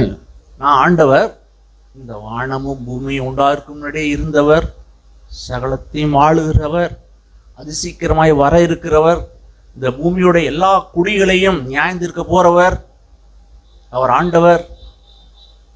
அவர் நியாயந்திருக்கிறவர், அந்த நியாயாதிபதி. அவர் இப்பொழுது என்னவா மாறுகிறார் என்றால், அவர் கால்களை கழுவுகிற ஒரு மனுஷனாய் தன்னை தாழ்த்தி விட்டார். எவ்வளோ பெரியவர், எவ்வளோ சின்னதாய் மாறிவிட்டார். அதான் தம்முடைய சீஷர்களுக்கு சொல்றார். அவர் சிலுவைக்கு போகக்கூடிய நிகழ்வு வந்து விட்டது, இந்த காரியத்தை செய்கிறார். இப்பொழுது அந்த காரியத்தை அவர்கள் உணர்ந்து கொள்ளல, சீஷர்கள் உணர்ந்து கொள்ளல. நீ பெரியவனா, நான் பெரியவனா, என்ற அந்த அவங்களுக்குள்ள ஒரு வாக்குவாதம் வந்துருச்சு. அதை குறித்து அவங்க பேசிக்கிட்டு இருக்கிறாங்க. அதாவது லூக்கா சுவிசேஷம் 22வது அதிகாரம் 23வது வசனம் 24வது வசனம் வாசிங்க. லூக்கா 22வது அதிகாரம் 23, 24. அப்பொழுது அவர்கள் நம்மில் யார் அப்படி செய்வான் என்று தங்களுக்குள்ளே விசாரிக்க தொடங்கினார்கள். அன்றியும் தங்களில் எவன் பெரியவனாய் இருப்பான் என்று அவர்களுக்குள்ளே வாக்குவாதம் உண்டாயிற்று. போதும். 2 காரியம் நினைச்சான். உங்களில் ஒருத்தனை காட்டி கொடுப்பான் ஆண்டவர் சொல்றாங்க. அடுத்தபடி என்ன சொன்னாக்கா, அதை குறித்து அவங்களுக்கு அவ்வளோ தூரம் இது இல்லை, உணர்வு இல்லை. அது மட்டும் இல்லாமல் நீ பெரியவனா நான் பெரியவனான்ற எண்ணம் அவங்களுக்குள்ள வந்துருச்சு. அப்போ ஆண்டவர் சொல்றாங்க அந்த வார்த்தையை பார்த்து 25ஆம் வசனம் வாசிங்க. அவர் அவர்களை நோக்கி, புறஜாதியாரின் ராஜாக்கள் அவர்களை ஆளுகிறார்கள், அவர்கள் மேல் அதிகாரம் செலுத்துகிறவர்களும் உபகாரிகள் எண்ணப்படுகிறார்கள். உங்களுக்குள்ளே அப்படி இருக்கக்கூடாது. உங்களில் பெரியவன் சிறியவனை போலவும் தலைவன் பணிவிடைக்காரனை போலவும் இருக்க கடவன். போதும் போதும். எப்பா நீ பெரியவன் நான் பெரியவனா, அதெல்லாம் உங்களுக்குள்ள இருக்கக்கூடாது. அது வேணா உலகத்துல இருக்கட்டும். உலகத்துல பார்த்தீங்கன்னா நீ பெரியவனா நான் பெரியவனா, நான் போஸ்டிக்கு வரவா, நான் மந்திரியா வரலாமா, நான் எம்எல்ஏவா வரலாமா, மத்திய மந்திரியா நான் வரலாமா, இதுதான் அவருடைய மெயின்ல இருக்குது. நான் பெரிய எப்படி ஒருத்தனை கீழே தள்ளி நான் எப்போ மேலே வரலாம், இதுதான் அவருடைய எண்ணம். ஆனால் தம் சிஷ்யர்களுடைய வாழ்க்கையில் அவர் சொல்றார், நீங்க என்ன செய்யணுமா, உங்களுக்குள்ளே அப்படி இருக்கலாகாது, உங்களுடைய பெரியவன் சிறியவனை போல இருக்கணும். உங்களுடைய வாழ்க்கையில் எப்பொழுது சிறியவனா இருக்கு. ஒருபோதும் உங்களுடைய வாழ்க்கையில என்ன வேண்டி இருக்கு மிஞ்சி எண்ணிடாத. உன் வாழ்க்கையில் எப்பொழுதும் சிறியவனா இருக்கு. உன் வாழ்க்கையில ஒருபோதும் அளவுக்கு மீறி நீட்டிடாது. இந்த சுண்டு விரல் இந்த எல்லா விரலுக்கும் கீழே, இந்த சுண்டு விரல் கொஞ்சம் கீழே இருந்துச்சுன்னா இந்த கைக்கு அழகு. இந்த சுண்டு விரல் ஒரு சான் நீட்டிட்டு இருந்தா இந்த கைக்கு எவ்வளோ அவலட்சணம். இந்த சுண்டு வர நான் இன்னும் ஒரு சான் நீளணும்னு நினைச்சா எவ்வளோ மதீனமான ஒரு காயம். இந்த சுண்டு வர இங்க இருந்தா இது அழகா இருக்கும். இப்படி மடக்கும்போது என்ன ஆயிடுது, சுண்டு வர எங்க இருக்கு இப்போ, சுண்டு வர எப்படி இருக்கு இப்போ, சமமா இருக்கு. தேவன் எவ்வளவு அழகா நினைச்சிருக்காங்க பார்த்தீங்களா. அவருடைய அனந்த ஞானம், அவருடைய ஆச்சரியமான படைப்பு. அதே போல தேவன் நம்மளை சின்ன ஒரு அடக்கி வச்சிருக்கிறார். நல்லது. அவர் மடக்கும் பொழுது நீங்கள் நானும் என்னவாயிடும், சமமாயிடும். மிகுதியாய் சேர்த்தவனுக்கு மிஞ்சினதும் இல்லை, குறைவாய் சேர்த்தவனுக்கு குறைபட்டதும் இல்லை. சமநிலை பிரமாணத்தை தேவன் உண்டு பண்ணி சமமா ஆக்கிடுவார். அருமையான தேவனுடைய ஒருத்தர் பணம் இருக்கலாம், இல்லை ஒரு சிலருக்கு வரம் இருக்கலாம், ஒரு சிலர் நல்லா பேசுவதற்கு புத்திசாலித்தனம் இருக்கலாம், சில பேருக்கு நல்ல ஞாபக சக்தியெல்லாம் இருக்கலாம், சில பேருக்கு ஒன்றும் தெரியாது. தேவனுடைய பார்வையில் அதெல்லாம் ஒன்றுமே இல்லை. நீ எப்பொழுதும் தாழ்மையான மனம் கொண்டவனா, ஒன்றும் இல்லைன்னு இருந்தது, எப்பொழுதும் ஒன்றும் இல்லைன்னு இருந்தது. இதையும் ஆண்டவர் சிலுவைக்கு போகிறதுக்கு முன்பதாக தம்முடைய சீஷர்களுக்கு சொல்றார். அதை சொல்லிட்டு அவர் தன்னை பற்றி சொல்றார். அடுத்த வசனம் வாசிங்க, 27ஆம் வசனம் வாசிங்க. பந்தி இருக்கிறவனோ பணிவிடை செய்கிறவனோ எவன் பெரியவன்? பந்தி இருக்கிறவன் அல்லவா? அப்படி இருந்தும் நான் உங்கள் நடுவிலே பணிவிடைக்காரனை போல் இருக்கிறேன். இப்போ சாப்பிட்றாங்க, எல்லாரும் சாப்பாடு பரிமாறுறாங்க. இதுல யாரு பெரியவர்? பரிமாறுறவரா? இல்லை இல்லை இல்லை, உட்கார்ந்து சாப்பிட்றவங்க தான் பெரியார். இப்போ ஆண்டவர் என்ன சொன்னாக்கா, அவங்களுக்கு எஜமானா வைத்து அவர் கால்களை கழுவி இப்போ தன்னை சிறியவனா ஆக்கிட்டார். அதான் என்ன சொல்றாருனாக்கா, நான் உங்கள் நடுவிலே வேலைக்காரனை போல இருந்தேன், உங்க நடுவில் பணிவிடைக்காரனா இருந்தேன். எவ்வளவு பெரியதான ஆண்டவர். அண்ட சராசரமும் படைப்பதுக்கு முன்பாக அவர் இருந்தவர். இயேசுக்கு பேர் இருந்தவர். அவர் என்னவா மாறினாரா? சின்னவராய் மாறி எல்லாருடைய பாதங்களை கழுவினார். அவர் சீஷர், உங்களுக்கு வேலைக்காரனா இருந்தேன், உங்களுக்கு வேலைக்காரனா இருந்தப்பா, இதான் என் வேலை இந்த பூமியில. இதை தான் நான் செய்யும்படிக்கு பிதா எனக்கு என்ன பண்ணாங்க, நியமிச்சாங்க. அதை நான் செஞ்சு முடிச்சேன்னு சொல்றார். இங்கே அமர்ந்திருக்கிற தேவனுடைய பிள்ளைகளும் என்னையும் சொல்லுகிறேன், என்னுடைய மனதில் எப்பொழுதும் நான் சிறியவன், எப்பொழுதும் நான் சிறியவன். அதாவது அந்த ஸ்திரியை குறித்து இன்னைக்கு பிரதர் சொன்னாங்க, கேட்டோம். அங்கே சீமோனுடைய வீட்டில் சீமோனுக்கு ஒரு காரியத்தை சொல்ல வேண்டியிருந்தது. 500 வெள்ளிப்பணம் மன்னிக்கப்பட்டவன், இன்னொருத்தன் 50 காசு மன்னிக்கப்பட்டவங்க. 500 வெள்ளிப்பணம் மன்னிக்கப்பட்ட மனம் எப்படி இருக்கும்? நம்ம இருதயம் அப்படிதான் இருக்கும். ஆண்டவரே, நான் 500 வெள்ளிப்பணம் கொடூரமான பாவி, நான் மன்னிக்கப்பட்டவன். அவளோட இருதயம் நன்றினால எப்பொழுதும் நிரம்பி இருக்கும். நீங்களும் நானும் நம்முடைய இருதயத்தில், என்னுடைய கடன் பெரிய கடன் ஆண்டவரே, நான் பெரிய பாவி ஆண்டவரே, என்ன மன்னிச்சிங்க ஆண்டவரே. அவளுக்கு பெருமை வருமா, அகங்காரம் வருமா, ஆணவம் வருமா? இருதயத்தில் நம்ம மறந்துடுறோம். மன்னிக்கப்பட்டதை, அந்த மன்னிக்கப்பட்டவன் என்ன பண்ணாக்கா, மறந்து போய் தனக்கு கீழே 100 வெள்ளிப்பணம் பட்டவனை கழுத்தை பிடித்தானே, அவனை மாதிரி ஆயிடுறோம். அநேக சமயங்களில் நமக்கு மன்னிக்கப்பட்டதை மறந்துடுறோம்.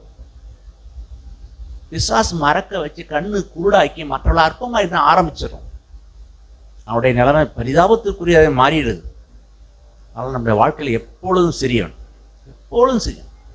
நம்முடைய குருநாதரை குறித்து வேதம் சொல்லுது, நான் மனுஷன் அல்ல புழு. சங்கீதம் 22வது அதிகாரத்தில் வாசிக்கிறோம். அவரை குறித்து என்ன சொல்லுனாக்கா, நான் ஒரு புழு. யாராம்? அண்ட சராசரங்களையும் சிருஷ்டித்த சிருஷ்டிகர்த்தா அவர் மனுஷனாய் வரும்பொழுது அவரை குறித்து சொல்லப்படுற செய்தி, நான் மனுஷன் அல்ல, என்ன, ஒரு புழு. புழுவை எப்படி வேணாலும் உதைக்கலாம், எங்க வேணாலும் தள்ளலாம். ஆனா நல்ல பாம்பை போய் யாராவது உதைச்சி தள்ள முடியுமா? நல்ல பாம்பு என்ன செய்யும்? ஓட்டுரும். ஆனா புழுவை கேலி பண்றாங்க, கிண்டல் பண்றாங்க, காரி துப்புறான், துளுக்குறான், என்ன, தாடி மேல பிடிச்சி இழுக்கிறான், கன்னத்தில் அரைகிறான், துணியை போட்டு மூடுறான். யாரா அவனை துணியை போட்டு மூடுனது சொல்லுன்றான். ஒரு புழுவை போல நடத்தினார்கள் நம்முடைய குருநாதர். புழுவா இருந்தார். சங்கீதம் 22ல வாசி. ஒன்றும் இல்லை. இன்னொன்று, வேலி அருகில ஒவ்வொருத்தரும் அழைச்சிட்டு வந்த மனுஷன் எப்படி இருப்பான்? நான் தான் பெரிய ஆள் இருப்பானா? அப்பா, வேலி ஓரத்துல வந்த நம்முடைய சகோதரி ஒருத்தன் நீ கூட காலைல ஜெபம் பண்ணாங்க, நான் வேலி அருகில நான் வந்தேன் ஆண்டவரே, வேலி அருகில இருந்த என்னை அழைச்சிட்டு வந்தீங்க ஆண்டவரே. என் இருதயத்தை நான் பத்திரமா நான் வச்சிருக்கேன் ஆண்டவர். வேலி அருகில இருந்த என்னை அழைச்சிட்டு வந்தீங்க ஆண்டவர்.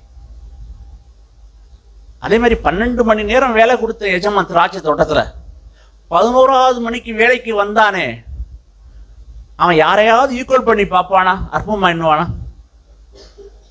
1 மணி நேரம் தான் வேலை செஞ்சேன், யாரையும் ஈக்குவல் பண்ணி மாட்டேன்னு குண்டிய தலையை நிமிர்ந்திருக்கவே மாட்டான். அவன் அவ்வளோ தாழ்மையா இருந்திருப்பான். அவன் நான் ஒன்றும் இல்லைன்னு இருந்திருப்பான். அதே மாதிரி கெட்ட குமார்,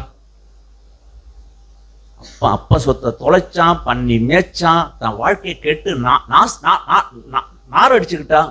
இப்போ அப்போட வீட்டுக்கு வந்துட்டான். அவன் தலையை நிமிர்த்தி கையை நீட்டி யாராவது வேலை வாங்கியிருப்பானா, அற்பம் பண்ணியிருப்பானா? அவனுடைய இருதயம் ஒருங்கி பணிந்து, இந்த வீட்டில் இங்கே இருக்கிற எல்லாரோடு கூட நானும் ஒருவனா இருக்கிறது தகுதி இல்லைங்கிற உணர்வு அவனுக்கு இருக்கும். நம்முடைய உணர்வு அப்படிதான் இருக்கும் எப்பொழுதும். நான் ஒன்றும் இல்லை, அவனை மாதிரி வேணா கெட்டு போகாமல் இருக்கலாம், ஆனால் நம்முடைய உணர்வு அப்படிதான் இருக்கும் வாழ்நாளெல்லாம். அந்த உணர்வு. அதேமாதிரி 2 மனுஷன் ஜெபம் பண்ண போகிறாங்க. அங்கே ஒருத்தன் ஆயக்காரனை பார்க்குறோம், இங்கே ஒரு பரிசேயனை கொடுத்து பார்க்குறோம். அந்த ஆயக்காரன் பாவியாகிய என்மேல் கிருபையாயிருன்னு சொல்லி வானத்துக்கு கண்களை ஏறெடுக்காமல் துணியாமல் மார்பில் அடித்து தன் கண்களை ஏறெடுக்கலாம். நம்முடைய ஆவியில் அந்த மாதிரி ஆவியுடனா இருக்கும். நெஞ்சை நிமித்தியா அவங்கள மாதிரிலாம் நான் இல்லை, இவங்கள மாதிரிலாம் நான் இல்லை ஆண்டவரே, நான் ஒன்றும் இல்லை. எசேக்கியேலின் புத்தகம் 16ஆம் அதிகாரத்தில் ஒரு வசனம் வாசிக்கணும். உன் பிறப்பின் வர்த்தமானம் என்ன தெரியுமா? உங்க ஒப்பம் யார் தெரியுமா? உன்னை பெத்தால் ஆய் யார் தெரியுமா? எமோரியன். நீ பெத்து கடக்கும்போது ரத்தத்தில் மிதிக்கப்படத்தக்க இருந்த, ஒரு கண்ணும் உன் மேல இறக்கம் இல்லை. நான் வழியை நடந்து போனேன். நான் உன்னை கழுவுனேன், உன்னை குளிப்பாட்டினேன், சுத்திகரித்தேன், என் வஸ்திரத்தை உனக்கு கொடுத்தேன், உன்னை சிங்காரிச்சேன். இப்போ கொஞ்சம் பெரியவளோ ஆயிட்ட, நீ பழசா மறந்துட்ட. ஜாக்கிரதை. உன் இளவயது நாட்களை நீ மறந்துட்ட. ஜாக்கிரதை. நீ ஒன்றும் இல்லை, எந்த நிலையிலிருந்து வந்தங்கிறத மறந்துட்ட. ஜாக்கிரதையா இரு. நீ ஒன்றும் இல்லைங்கிறது ஜாக்கிரதை. நான் கிராமத்தில் இருந்த ஒரு கழுதை, கிராமத்தில் இருந்த கழுதை தேவன் தம்முடைய தயவுனால அந்த கழுதையை அழைச்சிட்டு வான்னார். அங்கே ஆயிரக்கணக்கான கழுதைகள் இருந்திருக்கும், ஆனால் அந்த கழுதையை எனக்கு வேணும்னு அழைச்சிட்டு வந்திருக்கிறார். அங்கே அவர் அழைச்சிட்டு வந்து அங்கே வஸ்திரங்களை விரித்து அவர் அந்த கழுதை மேலே ஏறி இருக்கிறதுனாலே தான் கழுதைக்கு மதிப்பை தவிர கழுதையினால இயேசுக்கு இந்த மதிப்பும் இல்லை. அதே போல ஆண்டவர் என் மேலே இருக்கிறதுனால, எனக்குள்ளே இருக்கிறதுனால தான் அவருக்கு மகிமையை தவிர இந்த பூமி நாட்கள்லாம் ஒன்று இல்லை. நான் எப்பொழுதும் ஒன்று இல்லை ஆண்டவரே. இந்த உணர்வு எப்பொழுது இருக்கட்டும். தம்முடைய சீஷர்களுடைய வாழ்க்கையில நீங்க ஒன்றும் இல்லை. அப்போஸ்தலனாகிய பவுல் சொல்வார் தன்னுடைய வாழ்ந்த வாழ்க்கை, நான் ஒன்றும் இல்லை. இது ரகசியம், மகா ரகசியம். அருமையான தேவனுடைய பிள்ளைகளே, உங்களுடைய வாழ்க்கையில உங்களை ஒருபோதும் ஒரு பொருட்டென்று எண்ணி விடாதீர்கள். நான் ஒன்றும் இல்லை. அது அவர் சொல்லுவார். என்ன சொல்வார்? உங்களுக்குள் 26வது வசனம் என்ன வாசிக்கிறோம்? உங்களுக்குள்ளே அப்படி இருக்க கூடாது. உங்களில் பெரியவன் சிறியவனை போலவும் தலைவன் பணிவிடைக்காரனை போலவும் இருக்க கடவன். உங்கள பெரியவனா இருந்துறாங்க மனதை, எப்பொழுதும் சிறியவனா இரு. இது எப்ப சொல்றாரு தெரியுமா? நம்முடைய ஆண்டவர் இந்த பூமியை விட்டு போகும்போது அவர் சொல்றார், வாழ்க்கையெல்லாம் சிறியவர். நம்முடைய சவர் ஐயா சகரியப்பனன் திரும்ப அவர் சொல்வார், எப்பொழுதும் அவர் சொல்வார், தன்னுடைய மனதில் தன்னுடைய இருதயத்தில் எப்பொழுதும் சிறியவர். பெரிய கல்லூரி அவரை கூப்பிட்டு டாக்டர் பட்டம் கொடுக்கறதுக்காக 2-3 தடவை கூப்பிட்டு டாக்டர் பட்டம் கொடுக்கணும்னு சொல்லி அவரை கூப்பிட்டாங்களாம்.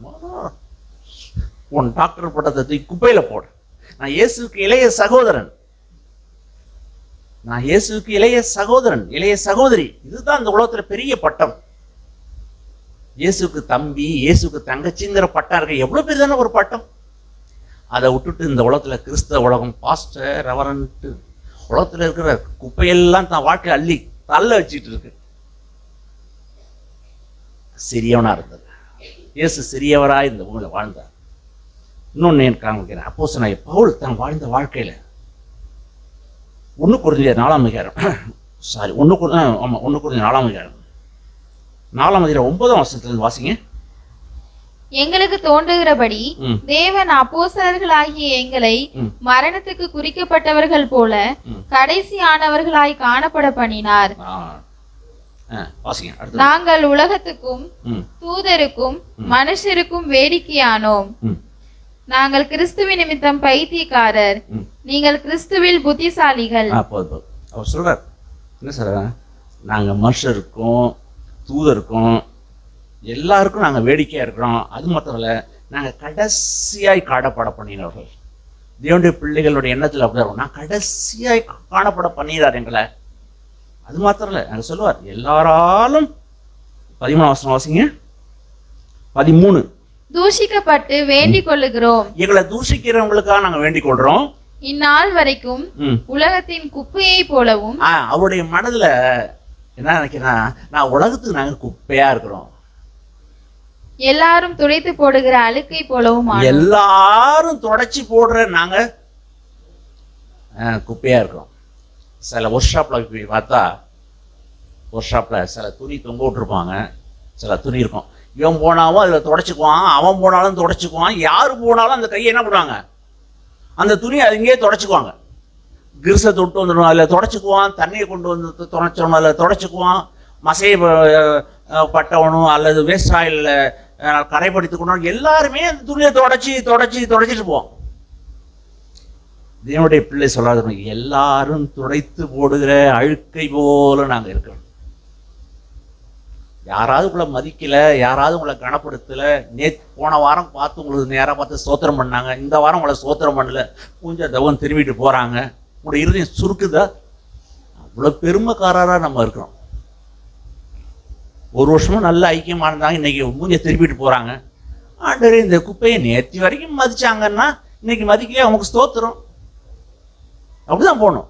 என்னை பார்த்து பேசல. எப்பொழுதுமே நீங்க ஒன்றில்லைன்னு இருந்துருங்களேன், சிறியவனா இருந்துருங்களேன். ஒரு சீஷனுக்குரிய அழகு, ஒரு சீஷிக்குரிய அழகு. நான் ஒன்றும் இல்லை, நான் ஒன்றும் இல்லை, ஒன்றும் இல்லை. இந்த ஆவியோடுகளாய் நம்ம வாழ்ந்துருவோம். அருமையான தேவனுடைய பிள்ளைகளே, அவர்கள் இயேசுவின் சீஷர்களாய் இந்த பூமியிலே வாழ்ந்து இந்த பூமியை விட்ட போது இயேசுவை பிரதிபலிப்போம். தேவனுடைய மகிமையை நாம் இந்த பூமியிலே பிரதிபலித்து அந்த மகிமையை இயேசுக்கு செலுத்துவோம், தேவனுக்கு செலுத்துவோம். அதுக்காக தான் இந்த பூமியிலே உங்களையும் என்னையும் தேவன் வச்சிருக்கிறார். இதை மறிச்சிட்டா பரலோகத்துக்கு போறதுக்குலாம் இல்லை. அது ஆயக்காரர்களும் வேசிகளும் கூட நமக்கு முன்னாடி பரலோகத்தில் இருப்பாங்க. வாழ்க்கையை வீணடிச்சுட்டு அங்கே போய் அழுதுட்டு உட்காந்துருப்பாங்க.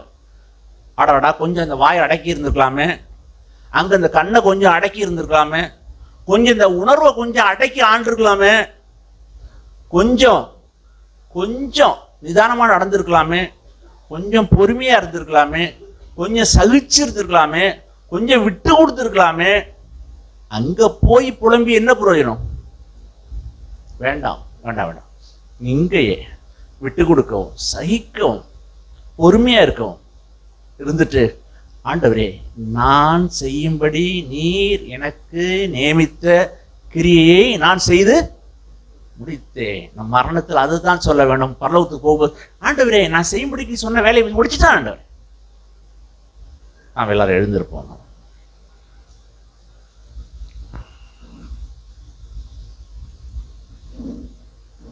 ஒரு 2-3 சகோதரிகள் நாம் ஜெபிக்கலாம். சகோதர சகோதரிகள் சத்தத்தை உயர்த்தி சுருக்கமாக 1/2 நிமிஷம் நாம் எல்லாருமாய் சேர்ந்து நாம் ஜெபிக்கலாம். வாயை திறந்து அவரை மையப்படுத்தலாம். அவருடைய வார்த்தைகளை நம் இருதயத்தில் வைத்துக் கொள்வோம். எல்லாருமாய் நம் வாயை திறந்து நாம் ஆண்டவருக்கு ஸ்தோத்திரங்களையும் மகிமையும் செலுத்துவோம்.